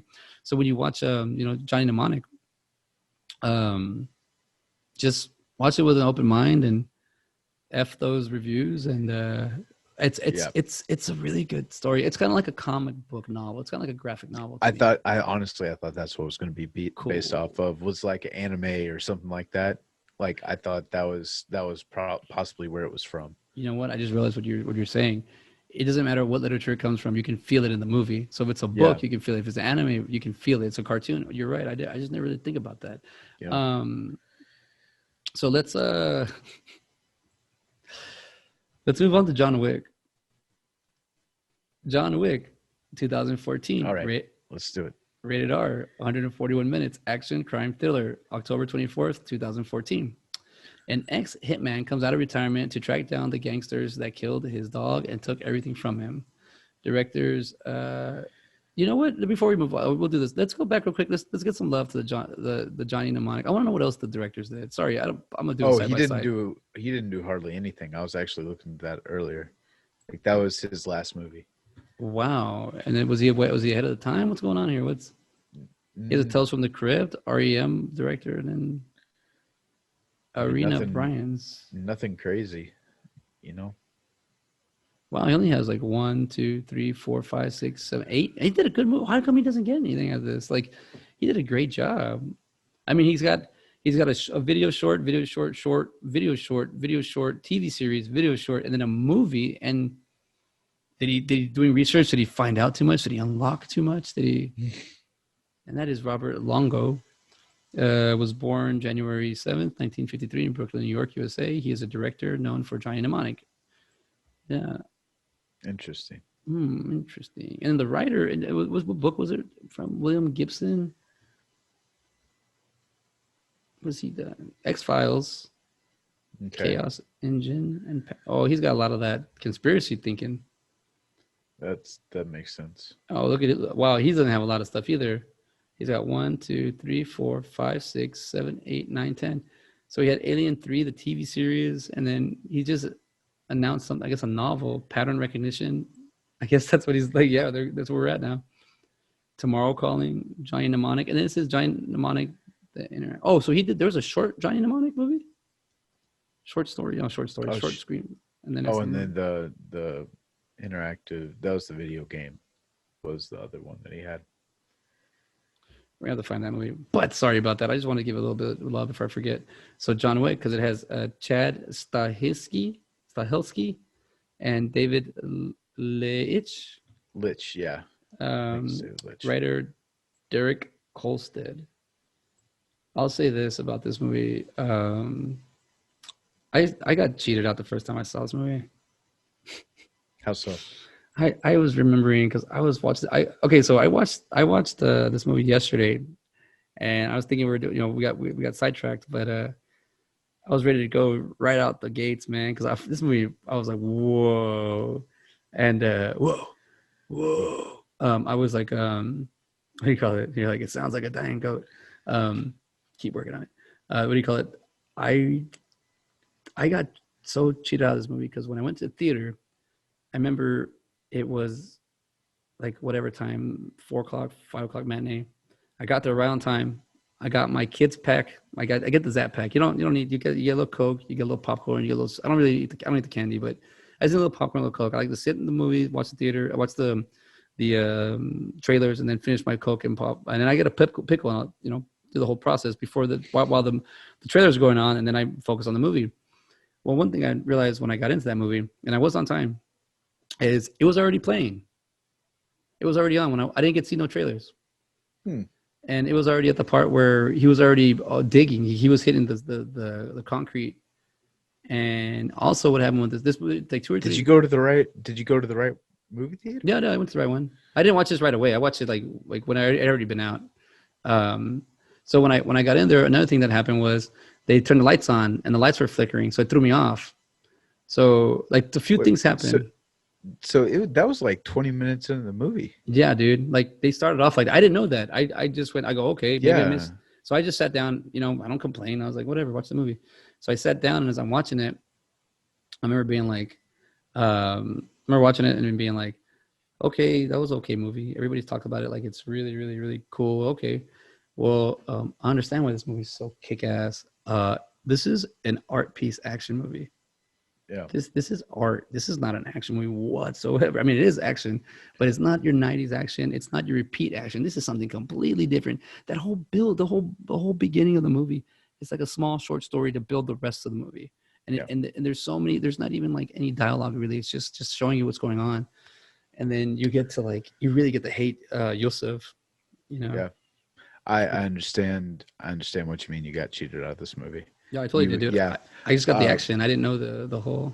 yeah, um, yeah, dude. This movie is crazy good. First off, yeah, you kind of let's see. This was 2014, so Game of Thrones was going on, and the guy who plays what is it, Yosef, is like he's in Game of Thrones, and I think at this time when that was going on, people still hated him pretty good. Because of this So movie, yeah, well, no, because Game of of Thrones. yeah. So you kind of that also kind of helped with the hatreds towards him. Not to mention like you have that whole aspect of like, oh, he killed his dog. Oh, you killed the dog. You know, Well, no, not I my got that dog. from the when I was walking in. I heard the dog cry, but then I remember in the preview he says something, "Kill my dog." So I was like, okay, I think that's the motivation. Like, but the whole Yeah, death of the wife. I mean, he was married to Bridget Moynihan, yeah, you know. So, so it was like, yeah. And then even the way the movie starts, where it's like you're already at the end, kind of thing. Like normally that doesn't work, but you honestly forget about it. You're just kind of like, oh yeah, okay, yeah, and then like you get back to the end and you're like, oh, okay, this is where we're at. Like it catches you up. And normally I don't like that. That's why I said I went into this movie with kind of little to no expectations, and just like every moment that kind of progressed, it was just like, okay, no, this is for real. Like it's not cheesy, it's not corny. Like even even you know Alfie Allen, who plays Yosef. I, Yosef. yeah, is that what it is? Yeah, he he's good at it. Like he plays that role well That's fucking because you spoiled he kid. well that dude, and also the fact that like he's cocky and really scared at the same time. Like Oh, he's cocky when his friends are around, but as soon as like he sees like whenever he's talking to his dad, like he's scared. Like he's like, oh, oh, his dude, like dad yeah, fucking. And then by the way, his dad is fucking insane. He has Mayhem as his like as like his assistant. You know, from the insurance yeah, Mayhem. yeah, He yeah. got that's his. That's I just give the actors some love. What's it? The dad, Dean Winters, Hmm. That's Evie. a badass name. Yeah, Um, for like a it's a cool name. You're right, Dean but Winters. I mean, and none of it comes across cheesy either. Or I mean, you got John Leguizamo who really kind of sets Dude, the tone for the movie. He's like, "Who'd you steal this from?" Like as soon as he gets in there, like, "Where'd you get this car?"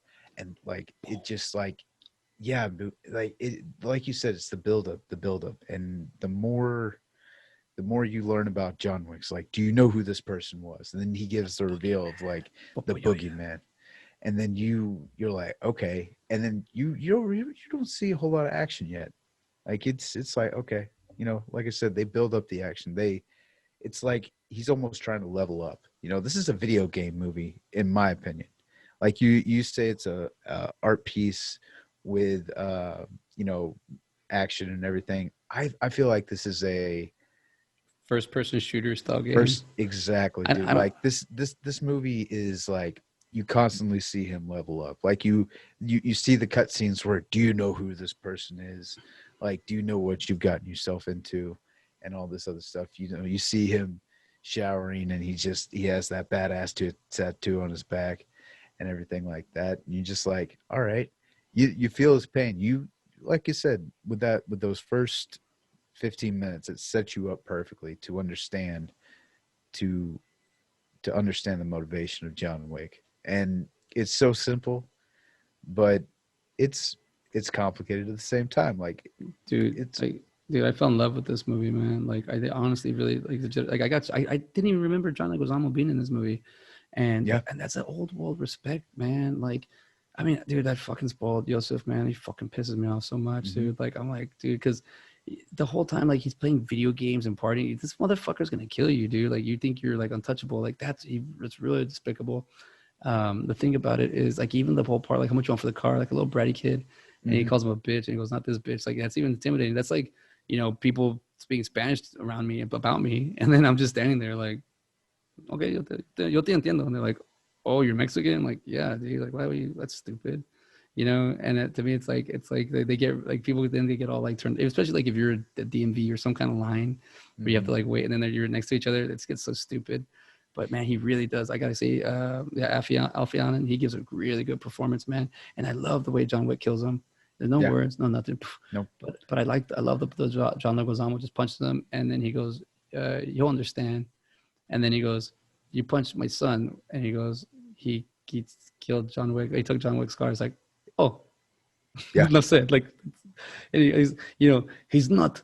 He's the boogeyman. He's the guy you call to get the fucking boogeyman. Like his Mm-hmm. performance, Vigo. He's God. I don't know how to explain him, man. He's like an old silverback, and his like you can see so many layers to an action movie. Okay, I got to tell you, do you remember any of the '80s movies? I don't know if we are going to get to the '80s action movies, but eventually we will.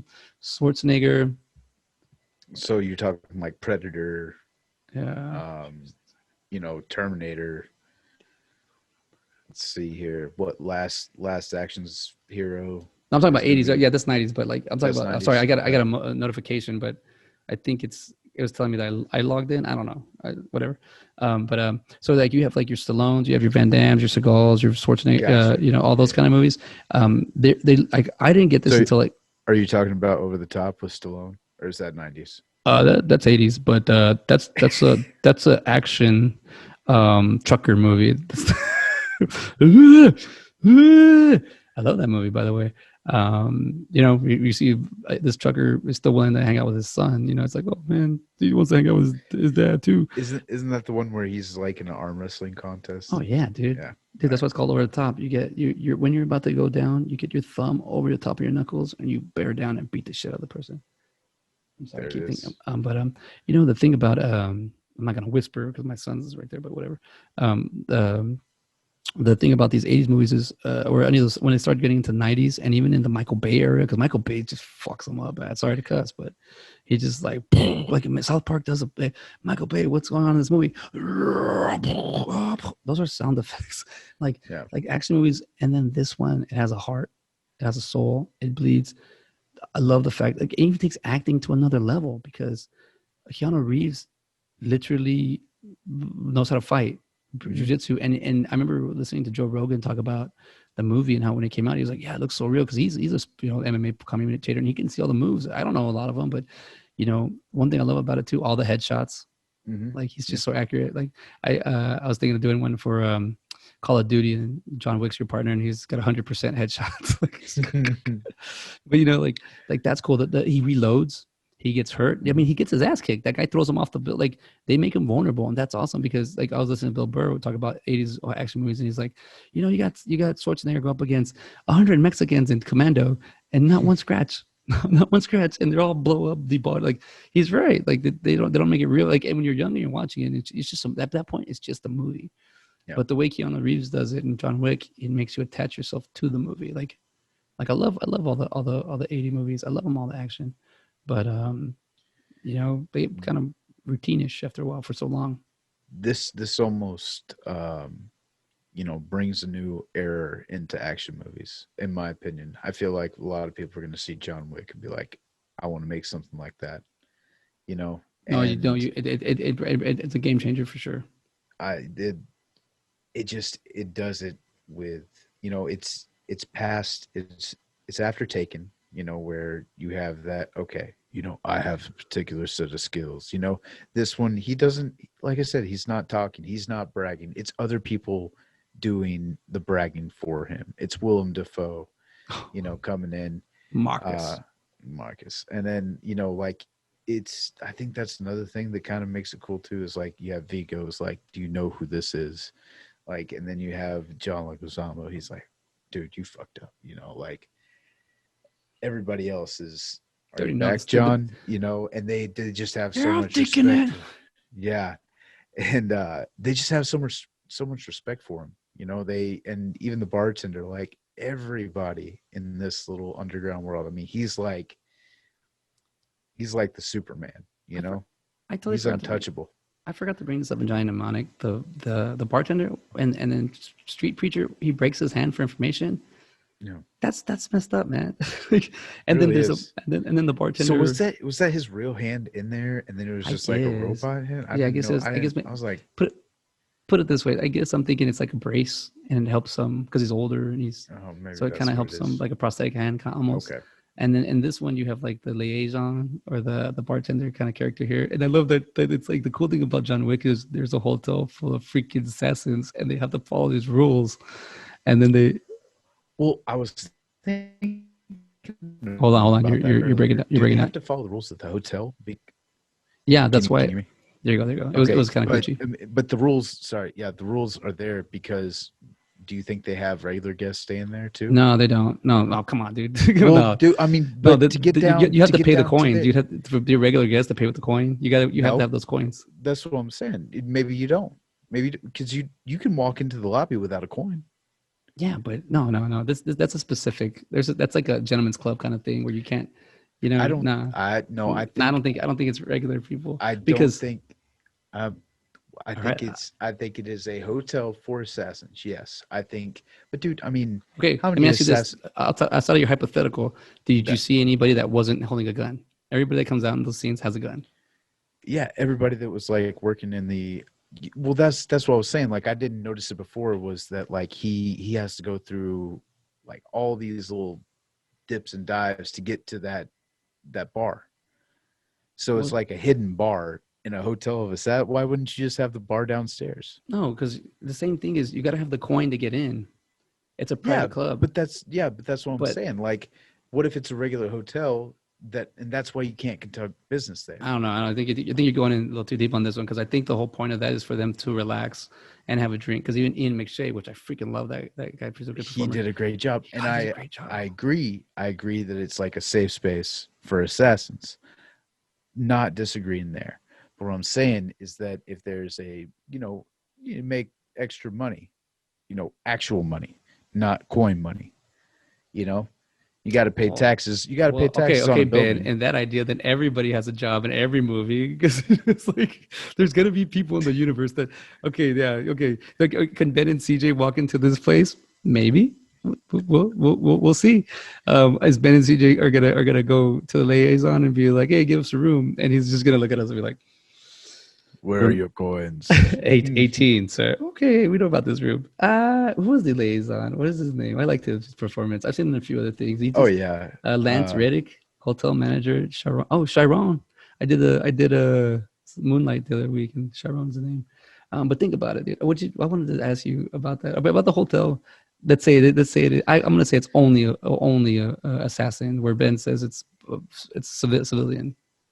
I will say that I can concede that maybe that's what they were first initially going with because they do have continentals across the entire, in the John Wickiverse, But like two and or three and all that. yeah, in 2 and 3, you do have continentals on different continents. So that, But I don't know that. So let's go focus for I haven't seen 2 or 3. I mean I've seen two, I okay, don't remember it, but three I haven't yeah, seen. So let's say Continental right now. yeah. It's right there. It's in South Austin, the Sorry, Continental. I don't mean to spoil. I apologize. No, it's I okay. I didn't want to watch realize that. them. I'm definitely gonna watch them. If one is if 2 and 3, I'm pretty sure they're the same. And I like the way they bring him out of retirement, so you don't have to show him when he's younger. If this you want to make like a John Wick 8 or something, and he's Yeah. John Wick when he was younger, it's a new guy. But I mean, I did like Will Dafoe, Marcus' character. I liked it. Hmm. What do you think about his death? I thought it was cool. Um, I think just I the would. way he went out because like I had the subtitles on. My, I always try to watch these with the yes, subtitles because I feel like you pick up on stuff that you didn't notice before, little things. But he did say like you're gonna go out my way, Marcus. That's what Vigo said to him. He's like, no, good sir, I'm going out my way. And then he just like, correct. but yeah, and then he's like his last hurrah kind of thing. And even I could be wrong, and I think I missed it this time around, but it doesn't John talk to him like he stays. Does he stay out alive long enough for John to come and talk to him? Now I he's could have dead, dude. swore Vigo he shoots the would. shit out of him. Yeah, I know he does, but I could have swore he said something to him. Like, all right, maybe I Maybe just you know what? Maybe I don't. I don't really. because I No, mean, I no, don't think because John doesn't go back to his house, I could does have he? swore he did. Man, I gotta remember. I What was see. it? Maybe this is the Mandela effect. Maybe I'm making it up in my head. Hey, but it's a Um, good. It's a good. that would be. It's I do like like that. John. But John, you it know what was sucks though? Vigo. It You know. sucks that one Marcus. Like I think that's the only way you can kill John Wick is with distance. Yeah. I think Um. Also, yeah. I mean, you're right. I mean, he. There was numerous times that he could assassinate him, but he didn't. That's another thing too. Is like he don't want to kill him like that. This isn't a regular hit. This isn't it's like his friend, and I mean this Will is his Dafoe friend. goes and sees him at his wife's funeral. Exactly. Marcus goes and sees him. But man, I just don't understand why Marcus doesn't fight. Like you know you're gonna die. Why doesn't he try to fight? You know, Yeah. like before he dies. Like I don't know. But it's also Will Dafoe. William Dafoe does that to you. You want you It don't. may have it may have been like an honor thing too. Like he was He was thought maybe he thought he was like, all right, yeah, I didn't honor the hit. You know, I didn't honor the contract. All this other stuff, man. That may have been a little bit of it, but it yeah was also Perkins that snuck up on him, right? And then like, yeah. yeah. So I think, Well, no. And the thing, no, because Perkins is she kills Harvey is what's his name. yeah, Yeah, she's with him. But at that point, when Mark is walking back, no, he gets by the like 3 or 4 guards or bad guys get around him, and they walk him to his apartment, like or his condo. He's like, okay, but the Miss Perkins, paid by was it Adrienne Palicki? She was on Friday Night Lights, and I was on Friday Night Lights as an extra, season 2 and hey, halfway to season 3, and she's really tall, but two, goddamn, she's so beautiful. It's weird how she's like sticks out like it's in a crowd. Just you're just like, whoa, this chick's beautiful. There's one. There's a, and it's season 2. I don't know what episode it is, but I'm right next to her on the locker, so you can see me for like a split second. Then you focus on her, but I'm like right there, so I got to be next to her for like I don't know half the day. And I was just like, I don't talk to her, but I was just like, damn. But she was kind of cool, But I wasn't. She was a way better actress, taking it serious than I was, And she was, I think we're about the same age, but I was watching her. Let's see, she's a year older than me, and she took it serious, and I was just kind of there as an extra. I was not knowing whatever, but watching her perform and seeing how she was, it was kind of cool. Like being right there, right next to her. Well, she was breaking up with Street, so or I think or no, I don't forget. I forgot what happened. She was breaking up with somebody, and I was right next to her in the locker. But she's her character. It's crazy because she's like, "Hi, John. Hi, hi," and then she goes and breaks into his room, and then they have that fight scene. And I love the fact you got to see John Wick hit a girl. You got to see how is he gonna do this. He puts the pillow a blanket around her head, and he punches her. So it shows Mhm. it like, oh, that's how they went around it. Like he went around it. Like that's so cool, man. He punches her right in the face. Um, I would was it Michael Nikievich Vist? It's Vigo. What you think, man? He's good, man. He is. As a scary, he's not super over the top scary. It just seems like anything he does is gonna be like, it's like. Is he the main crime lord? Is he like the biggest one, or is he just a crime lord? No, I think he is the main Russian crime lord, and then it was definitely, yeah. All right, you haven't seen the other two, so we'll just yeah. He Oh, was no, the maybe you could if you could fill it in, go for it. no. I mean, well, they at the beginning of the second one they show his brother, and Oh, that's how it starts off. Man, that's okay, how it that's cool. starts off. Yeah, so Cool. they do address that, but I believe he is at the top, especially dude, since just like they have a lot of people going after John Wick. I mean, it's like I don't even know what the head count is. I don't know if they have it on the trivia or Oh, anything like there's a that. YouTube video that has all the, I mean, but it it's does the like the Sonic, like Sonic the Hedgehog background, like ding, ding, ding ding. ding Like, ding ding, yeah, and then dude, yeah, no, like it's a crazy amount of people, and then yeah, it's also interesting too. I mean, because they John Wick has to have quite a respect for Vigo because he doesn't kill him. Like Oh, he even has he him. Yeah, he goes to son. It's like once he he does. yeah. He's honoring his thing. But I mean, the way he just kills Yusuf, he just walks up to him, pops him, walks like no talk, no No, you, no. well, You know, that's what he said. He was like, "Thanks for giving my son a swift death." Like He was at least But it he, wasn't drawn out. It was quick. It was, but you not with know, Vigo. Vigo wasn't gonna do it to Marcus. He was gonna torture him. yeah. So it's like you start seeing all Vigo's flaws, and when he punches Joseph in front of Avi, and he goes, "Vigo, you stay." Like, he hits him hard, man. He knocks the shit out of him. He's Dude, like, I'm first off, that was a very strange. Like after he knew his son was going to die, he went and got stoned, and I thought that was like that would be the last time I would want to be stoned because I would just, you know what I'm saying? Like, "You got a piece of shit, say, son. Find out." Find out. yeah, well, what I'm saying is like, say, because you don't see him smoke the entire movie, right? Until that point, so you have to assume like this is probably something he just does on Occasion. occasion. Yeah. He's probably more snorting coke and everything. He kind of seems that way anyway. So you would have to imagine that he was, probably really high when. I mean, he's still laughing and stuff That's whenever true. he's chasing him later on. So I mean, that would just like be a Oh, I crazy. never caught on to that. That's why in the Yeah, car he's just like, I yeah, never caught on to. He's still and high. and he's drinking too. He's And doing then a and little then bit of he both. that's why he plays with Amy, and he's like, here, take the gun. He's fucked up. Yeah.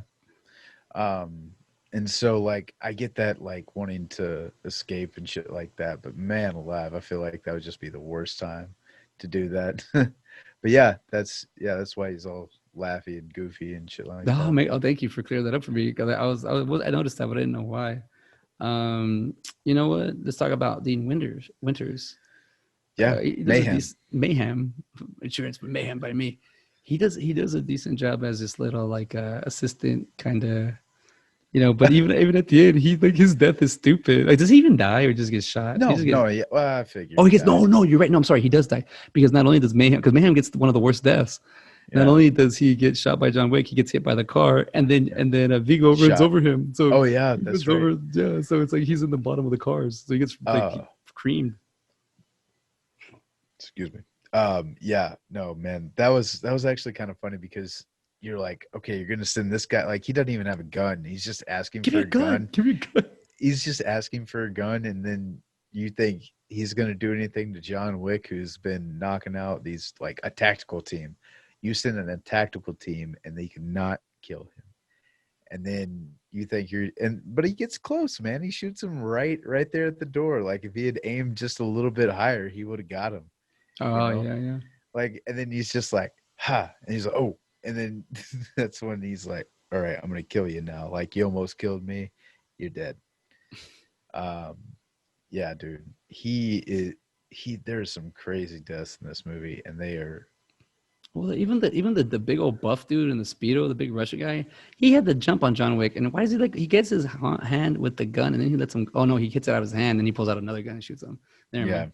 So I was like, that guy. That was like that guy's all jacked. I was gonna beat him. Just gets, he doesn't play around. He's like, oh, I can't beat that guy up.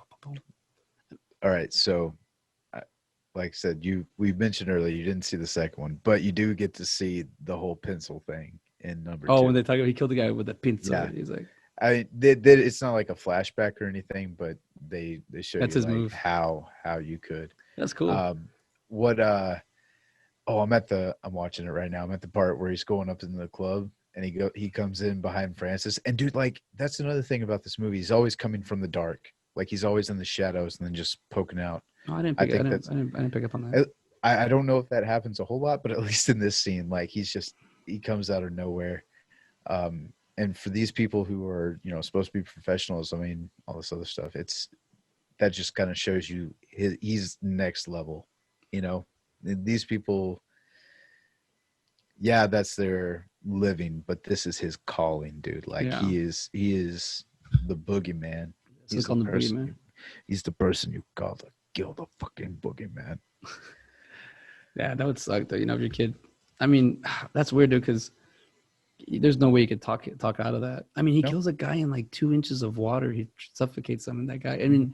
mean, but this they really give you the. I mean, he's the nice one. Sorry, like he's trying to keep Yusuf in check, but then it's all time somehow Yusuf convinces him to go, do that. I mean, they could have killed him right then and there, and that would have been it, but they didn't do that. He's probably just like a lackey that's supposed to be looking over his son. He's like, he probably doesn't know any better either. He's a little bit. He seems like he's a little bit older, you know. But Dude, so speaking of that, like he kills him in just a little bit of water. The tactical team, whenever he breaks that guy's neck over the table, and his neck's just like dangling there, I was like, damn, it's a crazy kill. Like there's a lot of those. Also, whenever he's like he has that knife and then he's like pointed towards him and then he just like maneuvers it around and then You know what? I'm not even looking at my notes, dude. I'm just talking to you about this movie. It's like such a good movie because I was like, that's the Saving Private what? Ryan death, the Goldberg. That one was so hard to watch. And Yeah. then you watch it in this one. It's the same thing, but it's kind of creative the way he does it, where he just keeps going back and forth. And he stabs him, he hits him. Mhm. Getting a knife fight with, it's fucking scary. Dude, it's Um, just like I said, the violence in this movie is just amazing. It's perfect. It's like the perfect amount. It's not the it's like entire it movie. teeter tires. Like, yeah, you're right. Yeah, it's not the entire movie, but it's like, okay, this is an action movie for sure, but it's not like it's what you expect an action movie to be. Like this is what you expect assassins to be like. They don't talk a whole lot. They just come in, get shit done and move on, you know? Yeah, I mean, it also has one of my favorite things is the cleaners. Mhm. uh what's his name, like David Patrick Finley or something like that. He was in The Crow. That's him, right? That's the same guy. Let me make sure. I just looked him up and then I freaking, let's see, is he in this movie? Or who's the cleaner guy in Let me Yeah, he's see. him. Charlie, yeah, that's him. David Patrick Kelly. He was also, Yeah. he's like in The Crow, and he was in what other movies they have him known for? Let's see, real quick. I know he's done a lot of stuff. Oh yeah, the Last Man Standing, Flags of Our Father, Twin Peaks. He's also in a Schwarzenegger movie called Commando. Remember I told you I'd kill you last? Yeah, I lied. He throws him off the freaking Oh, mountain. dude, he was in The Longest Yard. Yeah, he's the like He's the guy. Unger. Yeah. Yeah, he's the guy that kills Chris Rock's character Mhm. by accident. Man, let me see what notes I got for Wick because I do got a lot, man. I mean, like just the way I started off, the Somerset Entertainment. That's the way it starts off. Like I thought that was the way they do the title reveal. So, and then my first, the whole beginning, storytelling at its as it's beautiful. Where I put storytelling is beautiful, no words, crisp footage. Like the story of someone passing with no words. Like that's pretty. Like there's a little movie in front of this, Yeah. about this movie, and John Wick is like, it's like it's got a lot of it's got a not, it's just well made. It's really well made. I think they took their time to make a good action movie. A lot of the CGI, did it mess you up or no? Like the blood? No, the blow ups, the cars blowing up. I thought I don't think I didn't think it messed with me too much. No. No. Well, I didn't even know it didn't look off to me. I mean, I think I was so invested at that point. I was just like, It what's the next death going to be? it looks like a combination of CGI and practical effects. Because you have that guy that's on fire. Yeah, he's on fire, but Wow. then the explosion next to him isn't. But like 2020, like I actually found it 2022, John Wick Chapter 4. You're right. Yep. I think I think he said he will keep doing them as long as there's people still want them. He kind of, it's kind of might fall under Fast and the Furious franchise feeling, because I feel like it'd be that's the same kind of demographic in a way, but because Well, this is and just also, man, I mean, if because so far the story's pretty good. They build on it fairly well. Like I said, we'll watch the other two, and then you can get kind of a better feel. But dude, it's just it's a neat story. It's interesting. It just keeps on building and building. They even have John Wick Chapter 5 pre-production. You know. so even on that. Do you think it's like a book they're telling, or what do you like? What do you think about that chapter title? What do you think that's? Well, the so it was Chapter 2, and then Chapter 3 Parabellum, and then what does Parabellum mean? Uh, Para is Bella means war, I believe, and para means next to each other. let's see here. 20th. It's okay. It's a semiotic semi-automatic pistol machine gun. That was That totally can't be off. it. But it's No, no, war. no. But I You were mean, right. You're right. You're right. Bellum War, and then prepare for war. That's what it a is. type of a semi-automatic pistol or machine gun. And then in the phrase "si vis pacem para bellum," if you want peace, prepare for war. Oh, I That's like that. Okay, just answer me this on the so between John Wick 1, 2, and 3, like did they progressively stay the same or did they get progressively better? I mean, did they stay the same or did they progressively get better? John Wick 2 better. John Wick 3 kind of stayed the same. But it doesn't go lower than John Wick 1. No, Stays, no, no, that's no, so no, cool. no. I need to. No, it does not. It has not gone down That's at good, man. all. Good start here. John Wick 2 is just as good. I mean, it almost feels like sometimes you're watching. Okay, it's just this is John Wick. It's almost kind of like The Hangover, but not really. You know, where you have where it's kind of like, oh, this is the same thing over and over again. It doesn't feel that way because it is progressing a story. You know, it's like a man who just came out of retirement. Okay, cool. And this is kind of like the start of him coming out of retirement. Okay, okay. I got Yeah, you. I got you. yeah.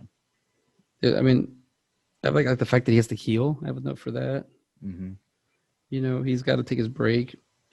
I mean, I do like the Charlie character. You're right. The way the head, the neck just kind of stood there, and it was just kind of just laying. Hmm. Like it looks kind of crazy. I mean, he kills people. There's the scene where they break into his house and they beat him up, and they break into his house to try to kill him. And then he goes to kill Yosef, and he goes and kills because he has. Imagine a lot of the way the action just kind of it's back and forth. It doesn't. It's not like an arc or it's not like a check mark or anything. It's kind of it's all it's constantly going. I think if you give in to that beginning part of the movie and you respect that, the rest of the movie is just so much sweeter. Um, let's see. Man, it's this is like I mean, there's no words to that they use a lot in this movie, but there's no words for this movie. It's just watch it. It's so good. Like um, the fact that they the fact that they were able to capture like the fighting. It looks so real. The shooting looks so real. The shots look so real. Like and it's a different. It's not like before. I feel like it was all staged. You could feel the. This doesn't have that. I mean, even like it feels like when at the end of the movie he steals the dog. Like he has an Yeah. attachment. You know. At the And same time, he's still an assassin yeah, exactly. And shout out to Keanu Reeves because he's doing, I want to think all of these stunts, if not a good himself. chunk of Yeah. them. Yeah, because one of the directors is actually a stunt man, if I'm not mistaken. Let's see here. Where are we at? John Wick. There it is. All right, cool. And Chad, I think it's Chad Stahelski. Why does that sound like a name off of South Park? Chad Stahelski. Gabrivlasky. Let's see here. Stunts. Yeah, he was a stunt man. Deadpool 2, Hunger Games, Red 2, The Wolverine, Sherlock, you name it, he's done it. Iron Man 2. Yeah, These are just his the wolf, stunt credits. the Yeah. Wolverine with that electronic train scene. That's pretty awesome, pretty epic with Hugh Jackman and that dude. Oh, he's fighting against the Yakuza as well. Um, Ooh. So he's going to be the director of all of these movies, all of the John Wicks, at least so far, and also Highlander. I guess they're remaking that. there can be only one.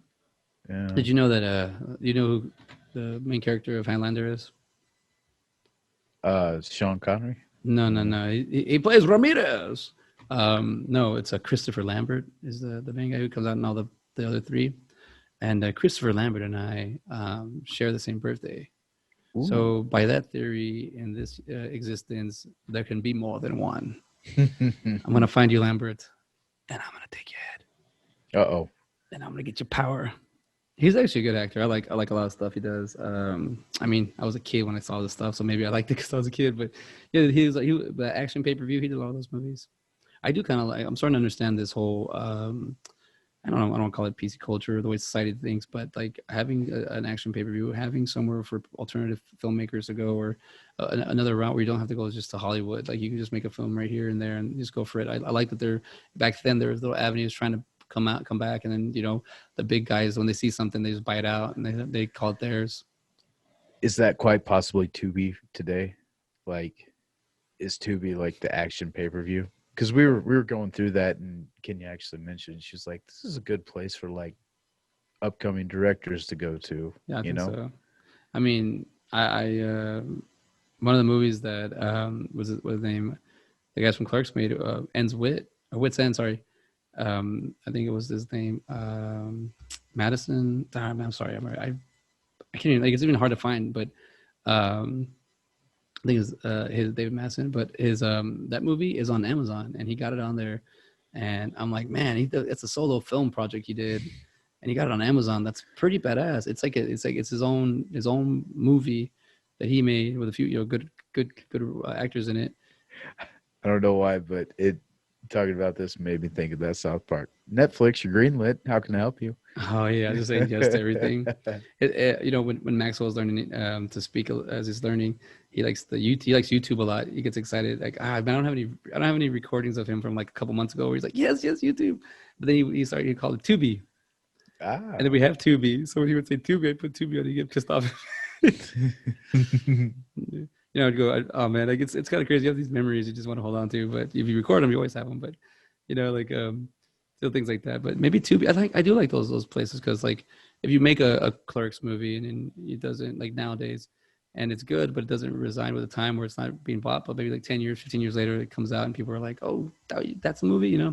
I think now what I'm learning by doing side by side and doing all these podcasts and doing researches and breaking movies down, I'm like, you just got to make a movie. Like, doesn't matter what, just make your movies and just, or act and let people know you're an actor, let people know you're a director, let people know you're an animator. Just you get the more, you'll get more work in that field, and just they those, you don't have to go mainstream. You don't have to go, just go to freaking go to go do your own thing. Find some production company.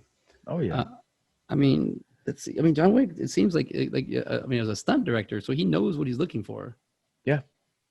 Oh yeah, exactly. So I both of them were, and because there was another director on there who was uncredited. I think it's David. What did we say it was? For David's for the director for John Wick, David Like. No, Oh, Litch. Lich. Litch. That's what Yeah, it was. there, That's yeah. what we're gonna. Hopefully, we didn't butcher that one. But that's Litch. He directed Deadpool 2. So there's another one. Uh, Yeah. So I mean, you just gotta, yeah. I feel like, I'm doing this right. I gotta give the what do you call it, the directors and everybody their due if we're gonna do it. David Lee Madison, there you go, that's his name, for Wits End. The reason I like that movie is because it's a solo movie, man. Like, you make your own movie, on your yeah. own.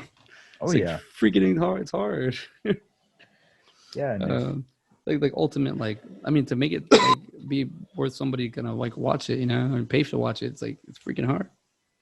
all But right. I mean, So the whole thing, what do you have the timer going? I kind of yeah, I go. do. I was about to say, if you were thinking about yeah, because we're at like 141, and that's probably 20 minutes shy of what we're actually at. I think I Yeah, started a yeah, little yeah. bit late, but yeah, I was gonna see if you wanted to do ratings, and we could go over Rotten Tomato and IMDb scores and everything like that. Just do it. I mean, because I mean, it seems like Keanu Reeves he's got a long list of movies you can pick at. Dude, Um, I'm telling you, man, and they're all they're all good. Like there's something to all of them, and he really does have a lot of like he's. I think he was even in what Much Ado About Nothing. yeah, dude, he plays even Like Shakespeare. yeah, man, and like golly, get after it, dude. That's awesome. You got Bill and Ted. You know, let's see, I'm gonna buy that. I'm Parenthood. gonna watch the third one. I haven't seen it. I need to watch it. I know. I don't care. I don't care how it is. Is it terrible that I want to wait for it to come out on like On Tubi. yeah, on something like that. Dude, he even voiced Ted on the animated series too. That's a big deal, man. Yeah, it really is because normally they replace him or, You know what? Let's look it up real quick. oh, How many seasons? dude, What's up? the Oh replacements. yeah, dude. So then that, Palco, you know who that has, right? John Favreau. John Favreau. He plays And then, a he of plays a course, the crazy. Matrix. Oh yeah, he You're plays breaking up. the You're breaking easy up. You're been hit breaking in up. the head I too think many it's my times fault. Yeah. What's up? character. Oh, no, it may be mine too. I said he plays the got hit in the head too many times character. He's a cop Um, with anger issues. oh, Constantine, dude, I totally Oh forget about yeah. I don't know Constantine. why they didn't elaborate on that series. I thought they should have did more. And I also I think it just wasn't critically. Uh, it didn't have good critical score. success. Yeah, dude, no way. So I did not. You remember that movie about it was the Jordan Peele and Keegan Keanu, Mike. Yes, Michael Keegan. Wait, good. Yeah, Michael yes, Keegan. Michael Keegan Key. Here you go. Yeah. Right. Yeah, and so he actually voices the cat.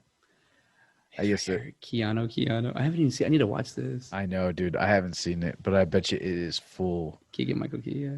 He's also in the new SpongeBob movie, um, and then Toy Story But 4. doesn't I he haven't play seen. himself? Doesn't he play himself in the SpongeBob Yeah. movie? Oh, it says Sage, but yeah, pretty much. Dude, Between Two Ferns. Did you ever see that? I know what it is. The Mr. Zach Galifianakis, but I haven't seen it. Yeah, What? How's it? it's not bad. It's pretty funny. Because he's playing a character, right? Yeah, well, yeah, essentially yes. Because it's not him. It's not him. It's him But being an asshole, and I mean, they like play off of it. Did Zach Galifianakis typecast? Did he typecast himself as Zach Galifianakis? After the Hangover, he did for sure. I mean, as I'm saying, in Um, his own show, Two Ferns. You know what I mean? Like he. oh, but that's. I mean, well, I guess maybe not even after the Hangover because he had that. What was it? Like Live at the Purple Onion or something like that. It was a stand up he did on Netflix where he was like at a piano and he was saying goofy shit like that too. I mean, I feel like that's kind of like his shtick, you know? Hold on. There's a movie, Between Two Ferns, the movie. Yeah, that's what I'm saying. You know what? And we're gonna tell everybody. I'm working on Side by Side the movie. If there's Two Ferns the movie, I'm gonna make Side by Side the movie. And guess who distributed it? Miramax, not know. No. That's their guy. Netflix, your greenlit. Your lecture. That's a good one. Hey, whatever you want. Yeah. I'm pretty sure that's a jab that man Trey are like doing because they put a lot into their freaking movies and then Netflix is just like, yeah, okay, go for it. Dude, yeah. Oh, have you watched the new South Park yet? No, is it out already? I saw a preview. I haven't. Yeah, dude. So it's kind of weird. So since the last time we've talked, I don't know. We haven't talked since the end of WandaVision, have we? Did we talk about that at all? I think we did talk about WandaVision last time. Okay.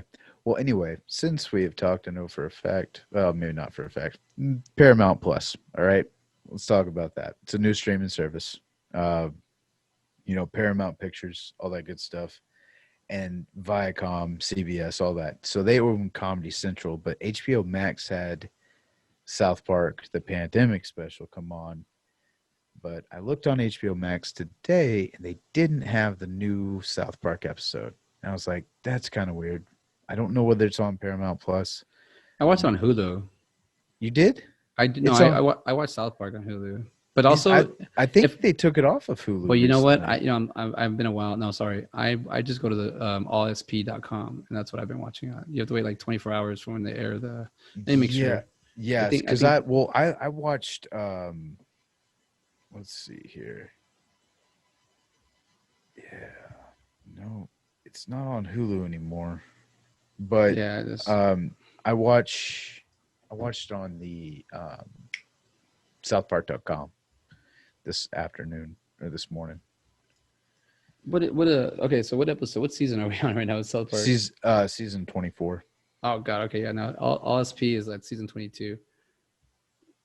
Man, what the hell? I found something else. I didn't find South Park. I found something else. Southpark.com. Well, let's get the ratings in. Let's see. But South Park is Yeah. as our so far mantra carrying our channel. So thank you guys. So we have Johnny Mnemonic. It has out Yeah. of 67,116 votes, it's got a 5.7. Not surprised. that's pretty generous compared to the Rotten Tomatoes score. Um, I think it went down s- like from like when we first started. so at least 1%. So the critic's conscience, which is what we call it here at Side by Side, is a narratively misguided as it's woefully miscast. Johnny Mnemonic brings 90 cyber. Okay, so you That's what this I read earlier. yeah Apparently, I woes just read. I just read it. I didn't even read this. I read it off of I think Wikipedia. So I guess people are just copying and pasting here, huh? yeah. So the tomato meter out of 30 for reviews is going to be 12% on Johnny Mnemonic. The audience score out of 50,000 plus reviews is 31% on Johnny Mnemonic.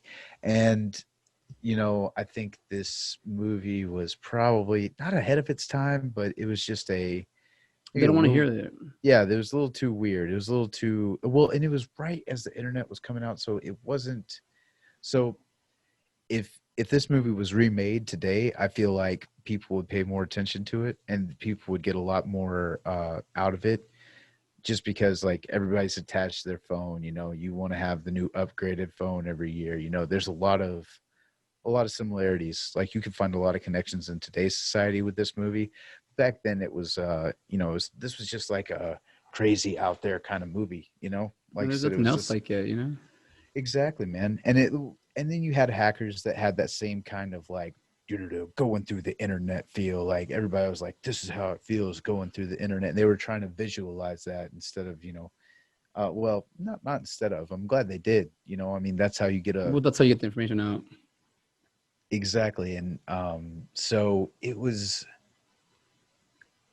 neat watching this movie now, but knowing it was made back then That's because what I'm saying. It probably has more value than you know. yeah, I think if people rewatched it with fresh eyes today, I was lucky I saw this year, of all years, 2021, and Coincidence, man. It's so right, insane. and and just like how everybody lives their lives nowadays, it's it is an interesting watch, to say the least. Like I said, and then just out of nowhere, the dolphin. That one, it got me. I I think it's because of the brain. That's all I think. Because it's not a fish. It's a mammal. It has you're feelings. not a fish. You're a cow. Um, that I man. can't believe it. I'm a gay fish. Uh, Did do you, hey CJ, you like fish? What? hey CJ, What's do you up? like fish sticks? Yes, I do. Do you like fish sticks in your mouth? Yes, I do. I love fish sticks in my mouth. What are you, a gay fish? Why would I be a gay fish? It gets all mad. I'm a musical genius. Why would I get mad? That is funny. The Kanye, why be gay fish? Oh, He does dude. a whole. He does the Dude, whole. I had a crazy dream last night. And hopefully, like this doesn't get me in trouble or anything, but I had a dream that I killed Kanye West. That's gonna get you in trouble, dude. And like I was so scared too because I felt like it was real.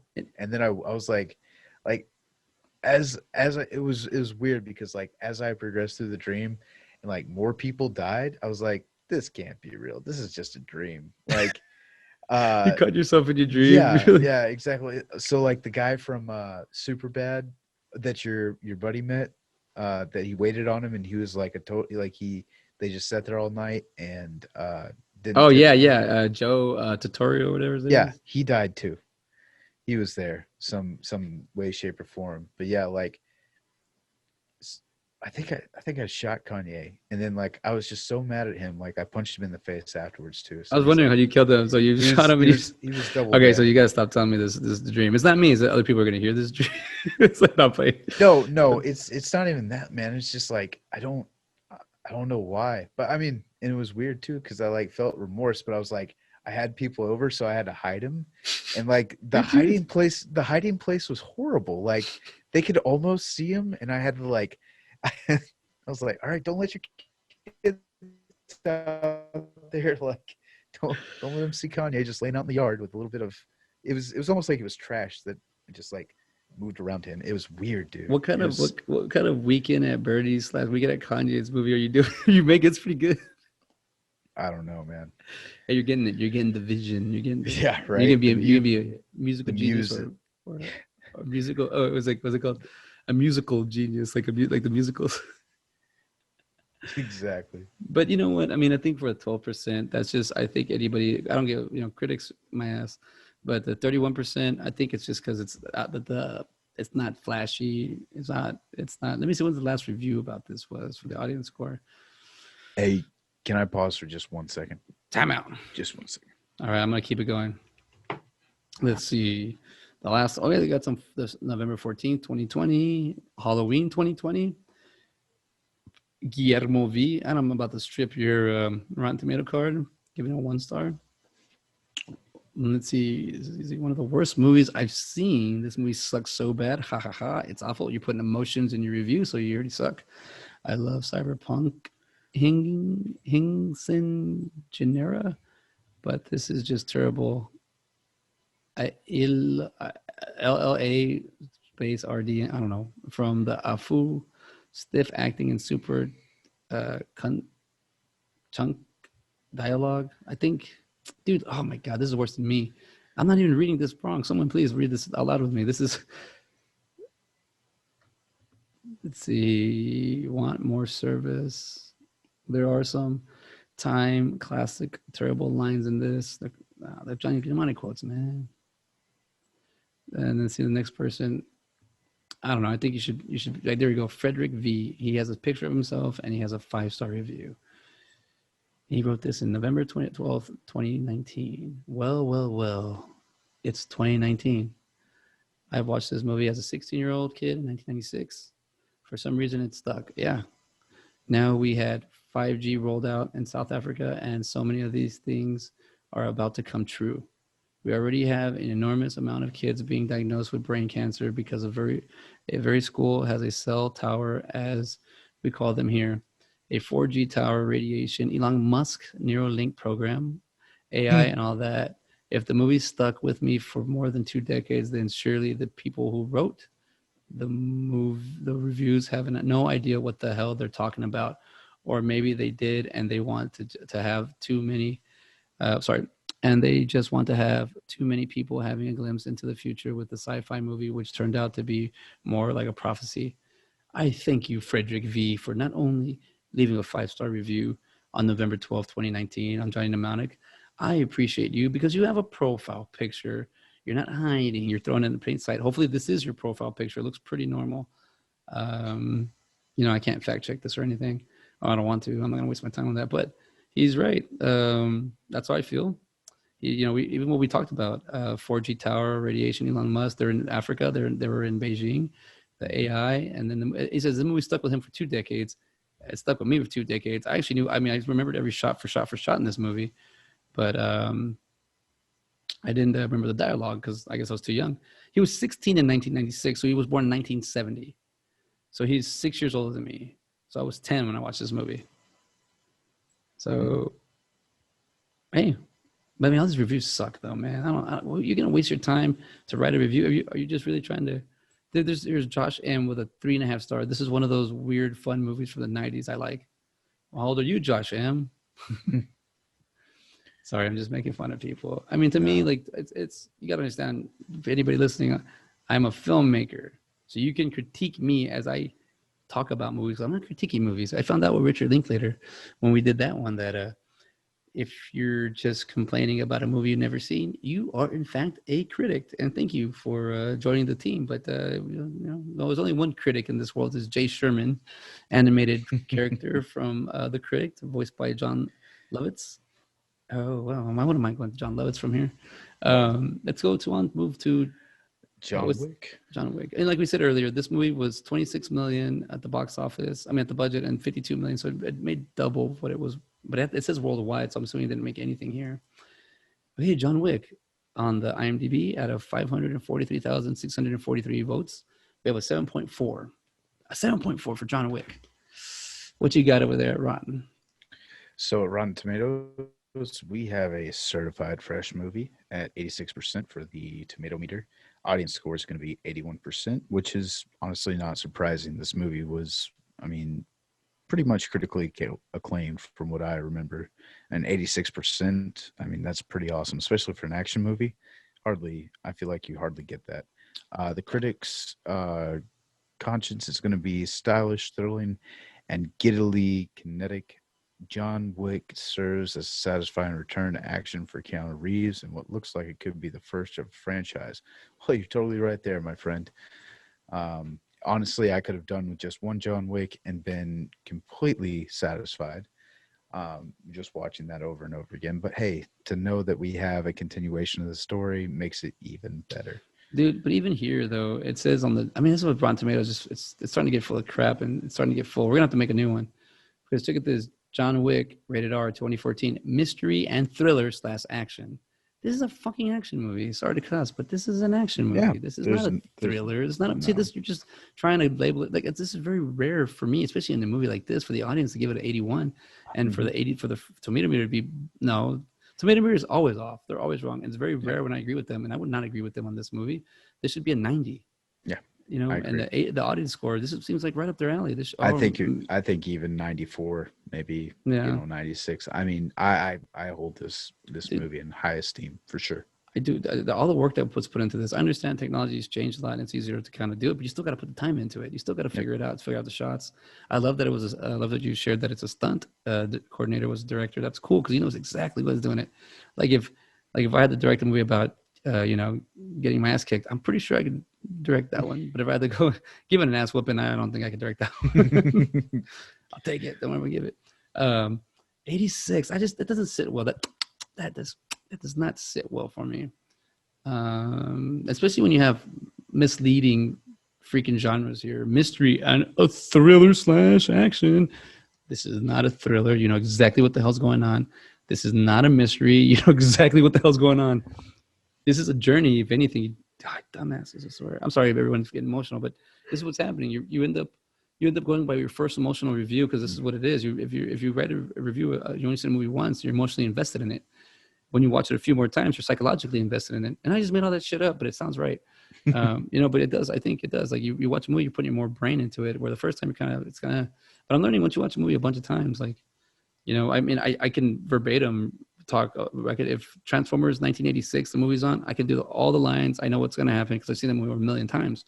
But still, it's the story that grabs me. It's the story that captures me. I was young when I saw it too, but still, that's a good. I don't know. It's two when it came out. I don't know. I love that movie. My favorite one. It's up there. But also, I think it's because it has maybe a nostalgia thing with me. I don't know. We'll talk if we ever get to it. We'll talk about it. But I guess we gotta give our score. All right. So, you want to go first? Man, I'm gonna go with totally nostalgia with Giant Mnemonic, man. Especially now that what I know about it, dude. I might have to. This might be a true CJ score and a true Ben score because I'm looking at around an 11, maybe a 12 for Giant Mnemonic. I ain't even Yep. messing around with that shit, dude. That bullshit of a fucking 13. That means no, Um, don't watch this movie. It's not good. You go to 13. Maybe you should watch a movie and find out why it's a 13, and then figure out that this is not a 13. Someone just labeled it a 13. Everyone in their labels and their titles these days. okay, so I was going to give it a hard 9, but I think I'm going to give it a 10. Talking about it a little bit more, I'm giving it a 10. Yeah, it's like Um, it's whenever I first, I mean, before we started talking, I think I was probably at like an 8. Don't get me wrong, it's a solid movie. I enjoyed it, um, but just I don't know.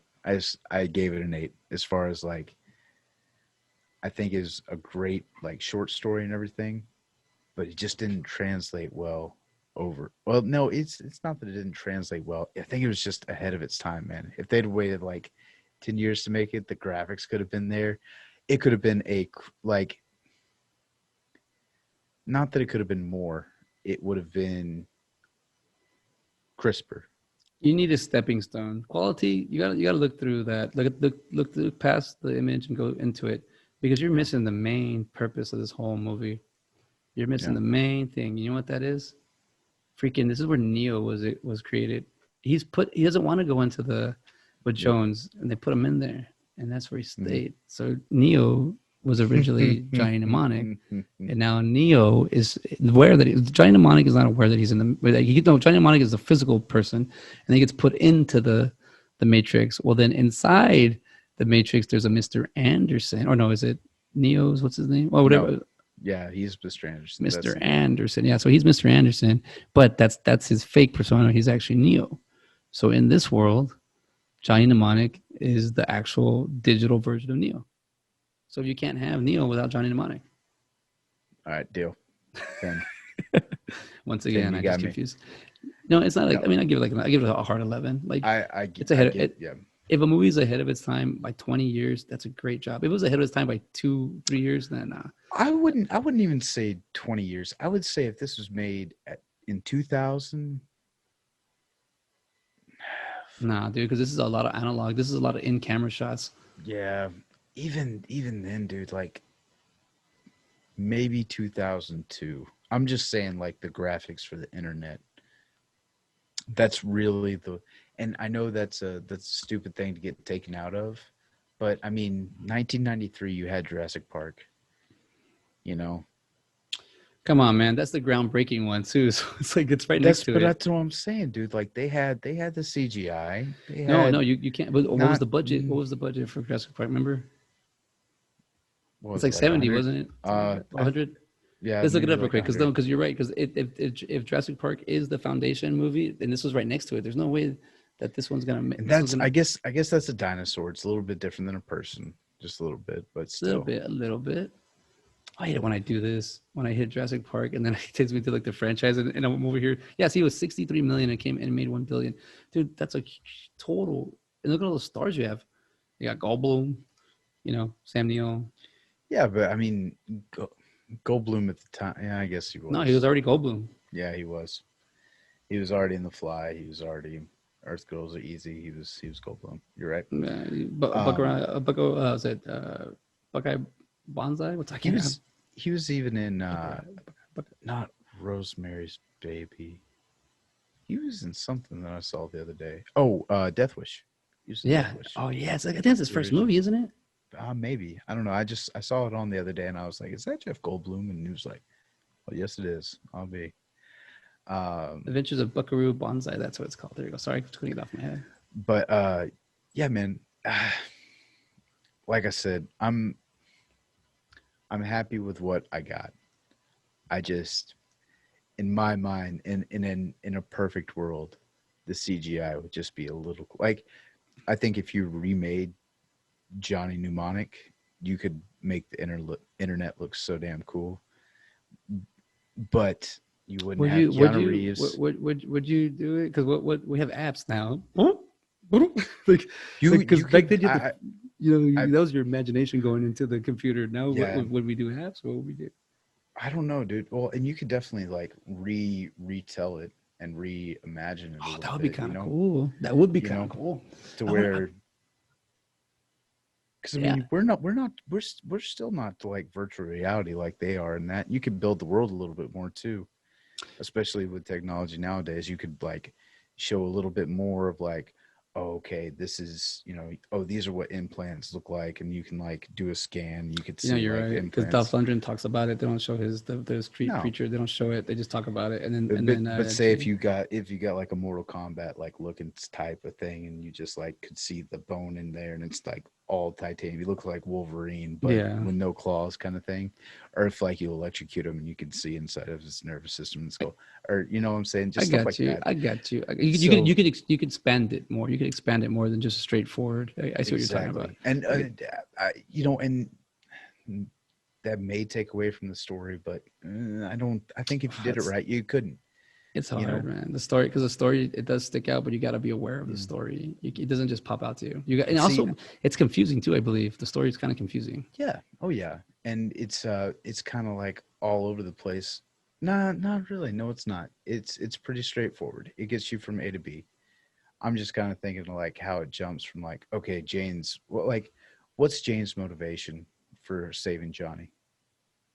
Her health, because she finds out what it is, and then she puts herself on it. I believe more. I think at first it's money, Mm, because he's like, cause remember they're walking in the train station, and she's like, I have to collect until I don't I don't lose you, like you don't lose that, get on my site till I collect.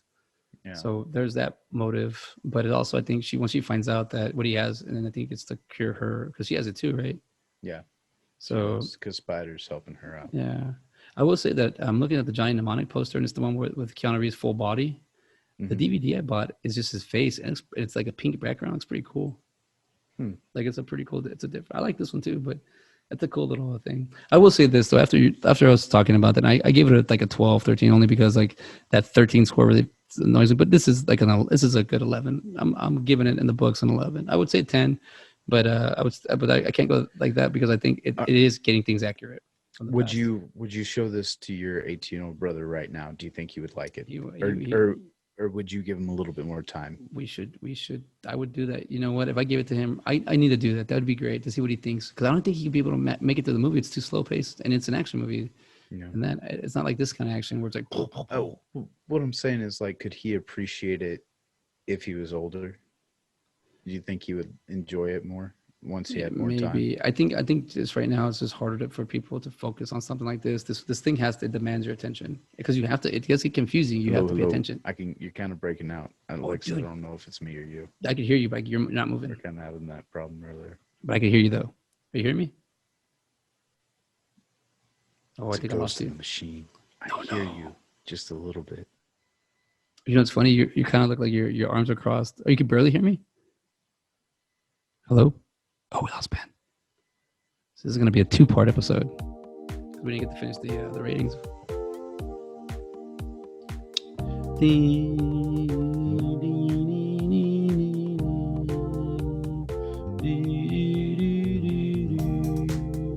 Let me see if I can get him back in here without trying.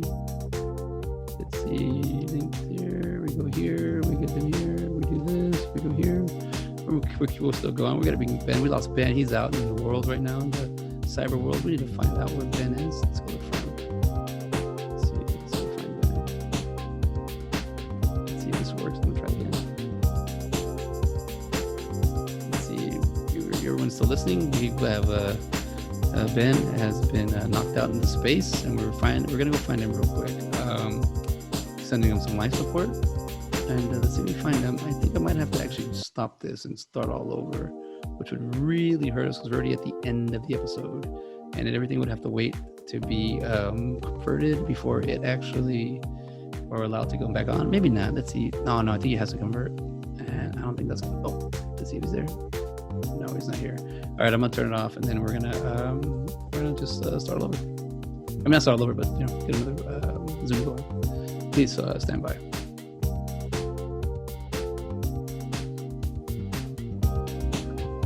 All right, we found you. I was telling you that we lost you in space. I had to go look for you.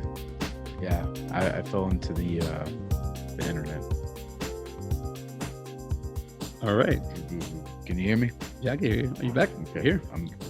I'm back. I'll be back.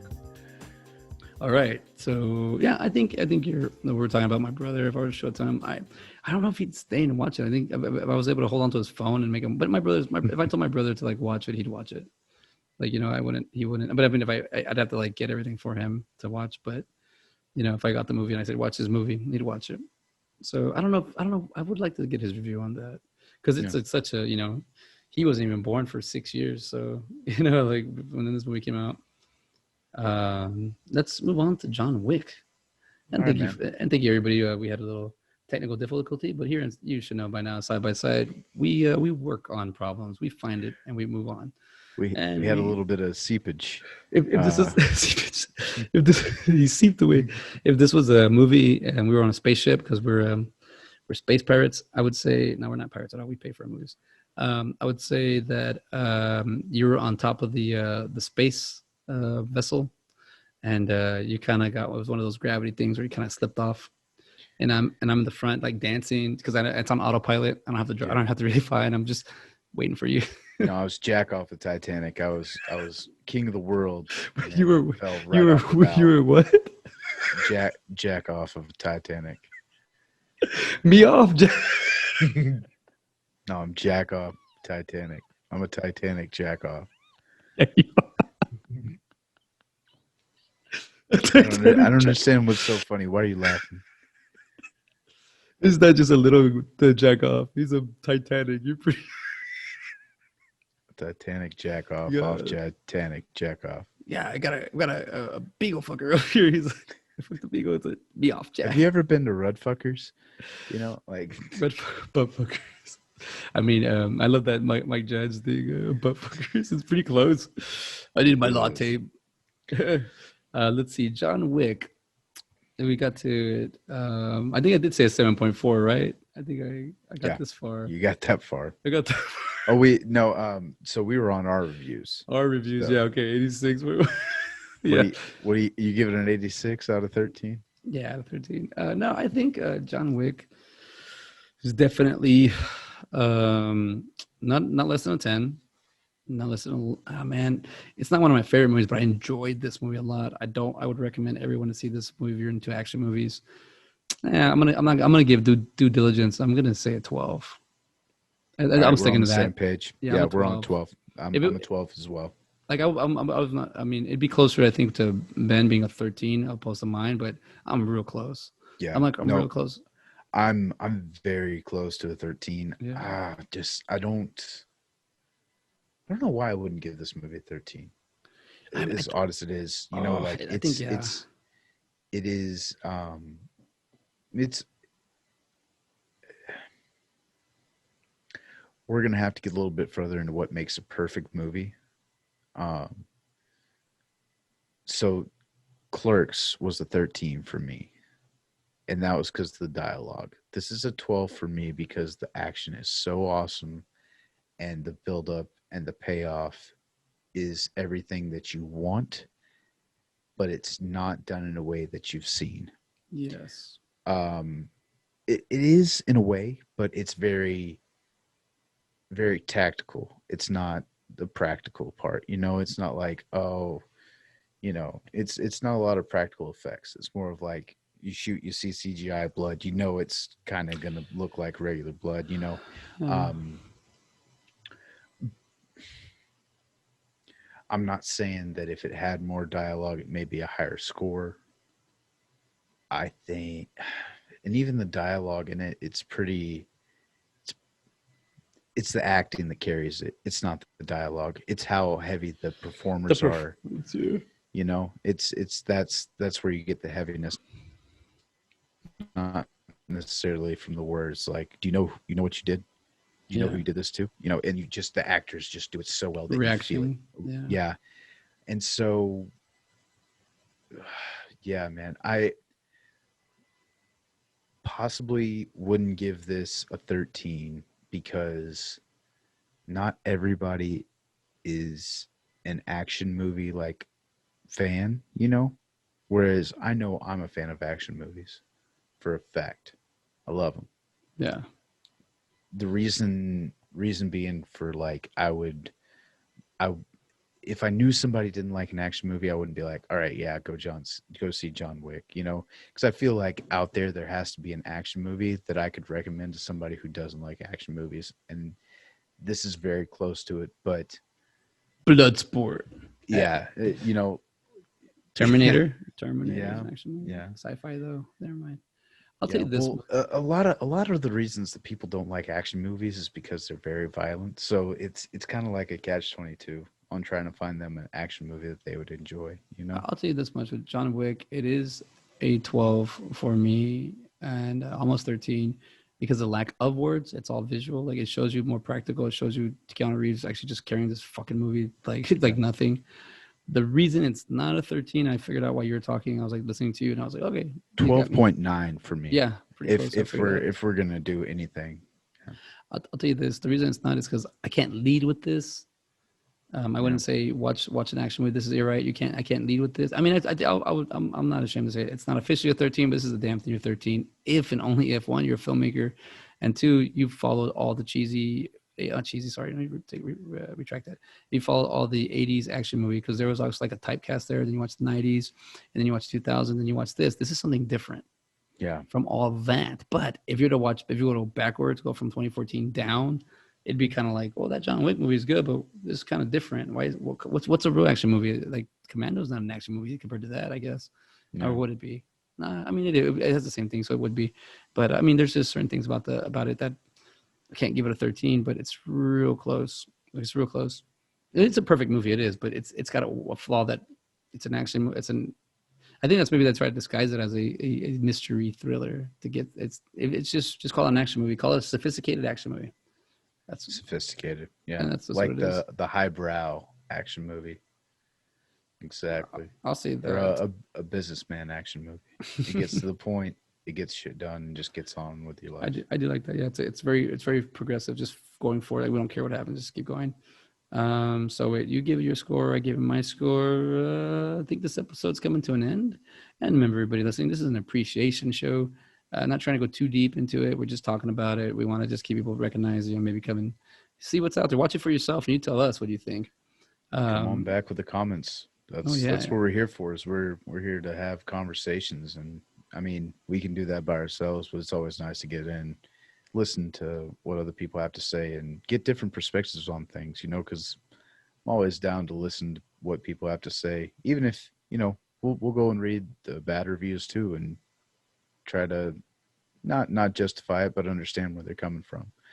We may not like the bad reviews, and we may not agree with them, but damn it, that's their opinion, as shitty as it may be. Uh, I you mean, know, I do like that I can break down their opinion and be like, this is why they get this shitty opinion here.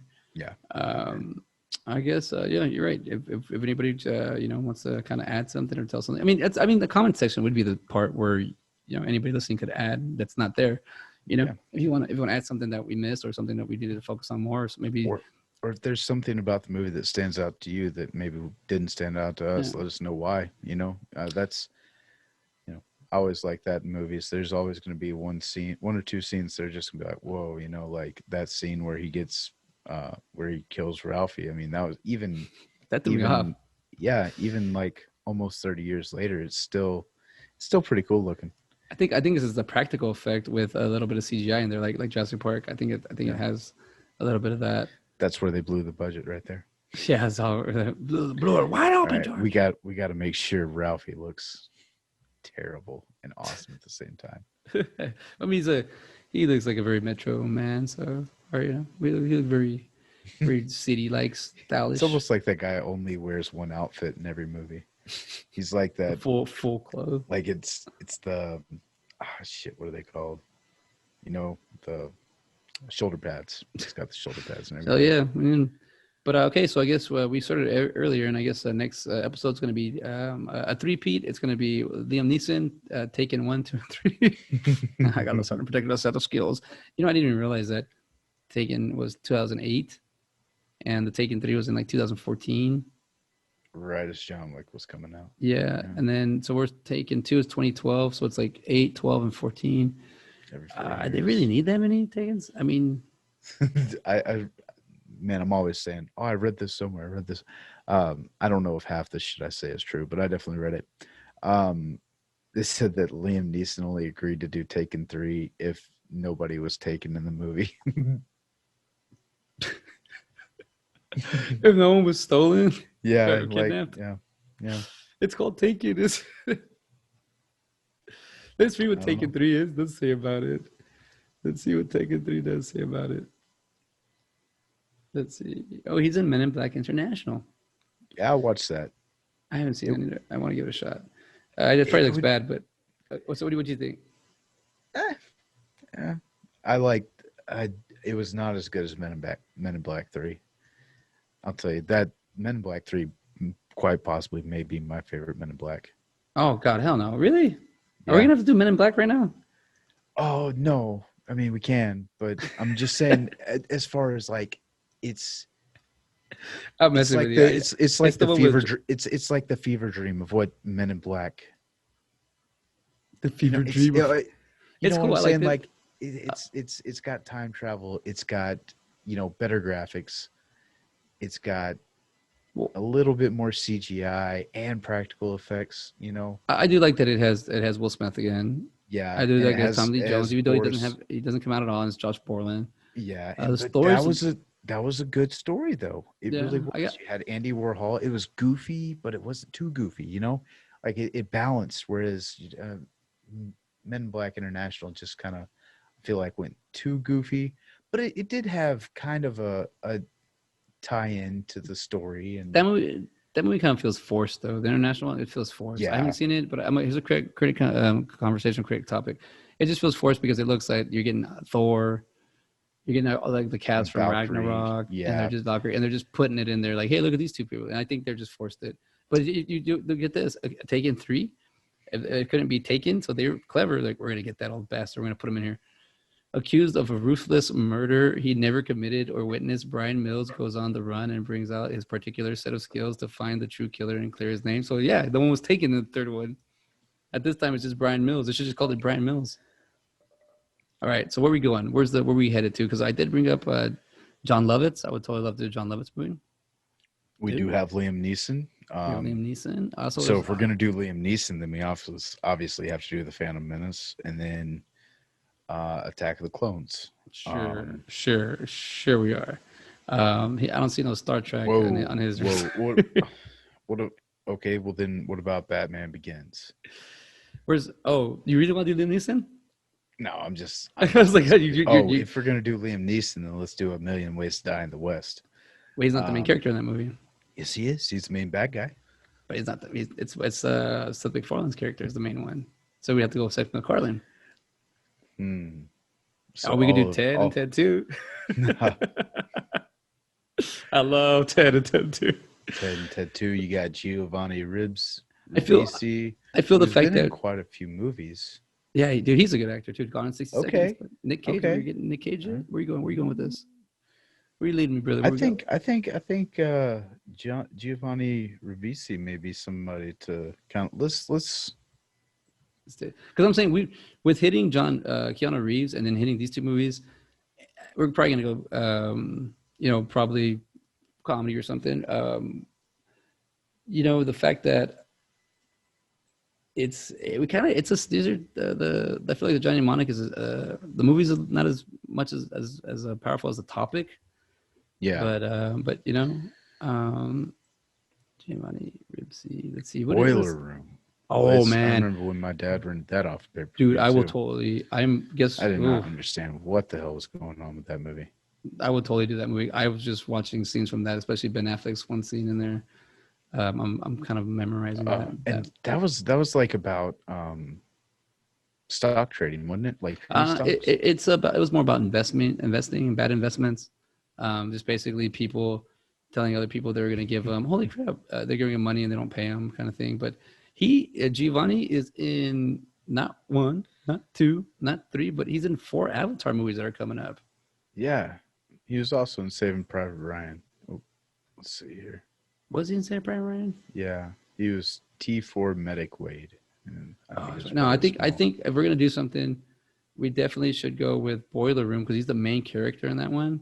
Okay, if we do Boiler Room, then I say this is a good one. I don't know. He's coming out of nowhere because he's a good actor, man. He is. Let's get something where he's the main guy, and maybe one of his lesser known movies or something.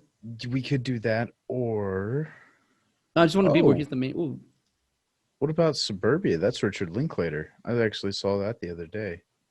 Have you seen it? I haven't seen Suburbia. Is it a horror movie or what is it? No. What year is it? 90. It's the 90s. 6. Okay, a group of suburban teenagers try to support each other through a difficult task of becoming adults. I would watch this. Yeah. Let's see here. Oh. Who's this guy? Could do that one, or I've never seen this movie before. What is another one? I think we gotta make a decision. This lingering thing is kind of bad for us, so we should make a decision. I know, man. It's just there's a lot of good ones. I was gonna say Boiler Room, and since that was about bad investments and stuff like that, or investments, well, let's just look I was gonna say Wolf of Wall Street, but those were gonna be like 2 investment. That or maybe the other guys, The Big Short. Big Short, I totally do. Let's do the Boiler Room real quick. Let me see what the actual synopsis or the tagline is, just so we can logline, so we can get everything in the movie. Let's just see what it is. It says a college dropout attempting to live up to his father's high standards gets a job as a broker for a suburban investment firm, which puts him on a fast track to success, but the job might not. Yeah, okay. Yeah, it's that. It's Yeah. it's basically an investor, dude. I would totally do Boiler Room and Big Short because I love the Big Short, and I own like 2 copies of it. Yeah. I'm down. Did you really want, dude? Let's do it. Let's do It's it. like a boom. Yeah. And those could be, they'll kind of play off of each other, and both investment movies and talking about the stock market. And boy, that thing's pretty volatile right now. But you seem to be riding the wave there, CJ. Hey, I'm getting it for us, man. I'm learning. I can't like this is kind of how my background started as a kid, and now it's like when I was talking to I forgot, it was one of the celebrities. They're like, "So what do you do?" And I was like, "Well, I was an actor. I originally was an actor. Then I had to become a filmmaker because nobody would put me in their movies. Nobody want to work. Like, not that's not me. It's just I don't know. Just the movies I didn't want to work with some of these people, and some people didn't want to work with me. So it's like it was hard. So then I started making my own movies, and then from there I went to go to school to study graphics, and now I do podcasts. So it's like the actor, filmmaker, graphic designer, podcaster, motion graphic designer at that. Everything. Everything. And now the stockbroker. Yeah, right. That's just I treat it like I treat it whatever. I don't have anything to say. I just know I'm getting results. So I don't know what I'm doing actually. I don't want to act like I'm like but yeah, let's do so next week we're doing 2000 Boiler Room. I like the way we got to this one. Thank you. This is I thought we were gonna go way out there with Liam Neeson, but we're back here and we're doing The Big Short. We kind of did like the six degrees, man. And Dude, and we just kind of got there, like I said, organically. We just kind of dwindle through movies and find out what kind of speaks to us, I guess. And Giovanni Ribisi is who came out today. He reared his face out today, and man, I'm glad he did, because I really enjoy this guy. He's a great actor. Loved him in Friends, playing Phoebe's brother. Yeah, and The Big Short has a lot of great people. Steve Carell, dude, Brad Christian Pitt. Bale. I Yeah. mean, it's like a who's who of great. I like that. I like that we're gonna break that one down because that one's gonna break down a little. I kind of know I kind of know that movie pretty well. So any questions you have on that? I think, and I will say this about my Rob. I'm on Robin Hood. I know everybody's gonna hate me now, but I will say this about what do you call it? The Big Short. I watched the movie so much that it broke down. It's like an education guide into the stock market and helped me understand it. Yeah. Now, if I'm not mistaken, what's her name? Robbie Margot. Yep, you know exactly what I was talking about. Thank you. She is in that, right? Yeah, she's got a scene. Yeah, can't wait. All right, sweet. I gotta say that, sure. Yeah. dude, your shirt's kicking ass. I thought I showed up with something, Dude, but Kenya got this for me. That's badass. Shout out to her. She's always getting the best t-shirts. Like, I don't get it, dude. She's amazing. Well, she knows you, and she does it to get. I'm pretty easy, dude. Like a Star Wars, Game of Thrones, South Park, everything actually. So I guess it is pretty easy. Like I said, it's just pick whichever one you feel like. He's gonna like that shit. I think, but also too, knowing you and getting to know you better, I see it as you like more the jester, not necessarily the gift. Where people start to get to know me, I need a freaking gift. If you don't give me an apple, it's like no, I don't. I'm more about time. I like spending time with someone. Dude, I have up here. No, I have some. She got me some like music boxes. They're like little boxes where you it's like a little Jack in the Box, but it's like I said, it's a music box, and one of them's Game of Thrones, and it's the theme. I think it's the theme song of Game of Thrones. Yeah, it is. And then the other one is Star Wars, and it's like dun dun dun dun dun, dun. And it's awesome. So come on down to South Park. Right. And she got me a Rick and Morty like lanyard for Christmas too. Nice. Yeah, dude. Okay, so I got into lanyards because of the Comic-Con or the cons. They just kind of when you get like a VIP or something, they give you those.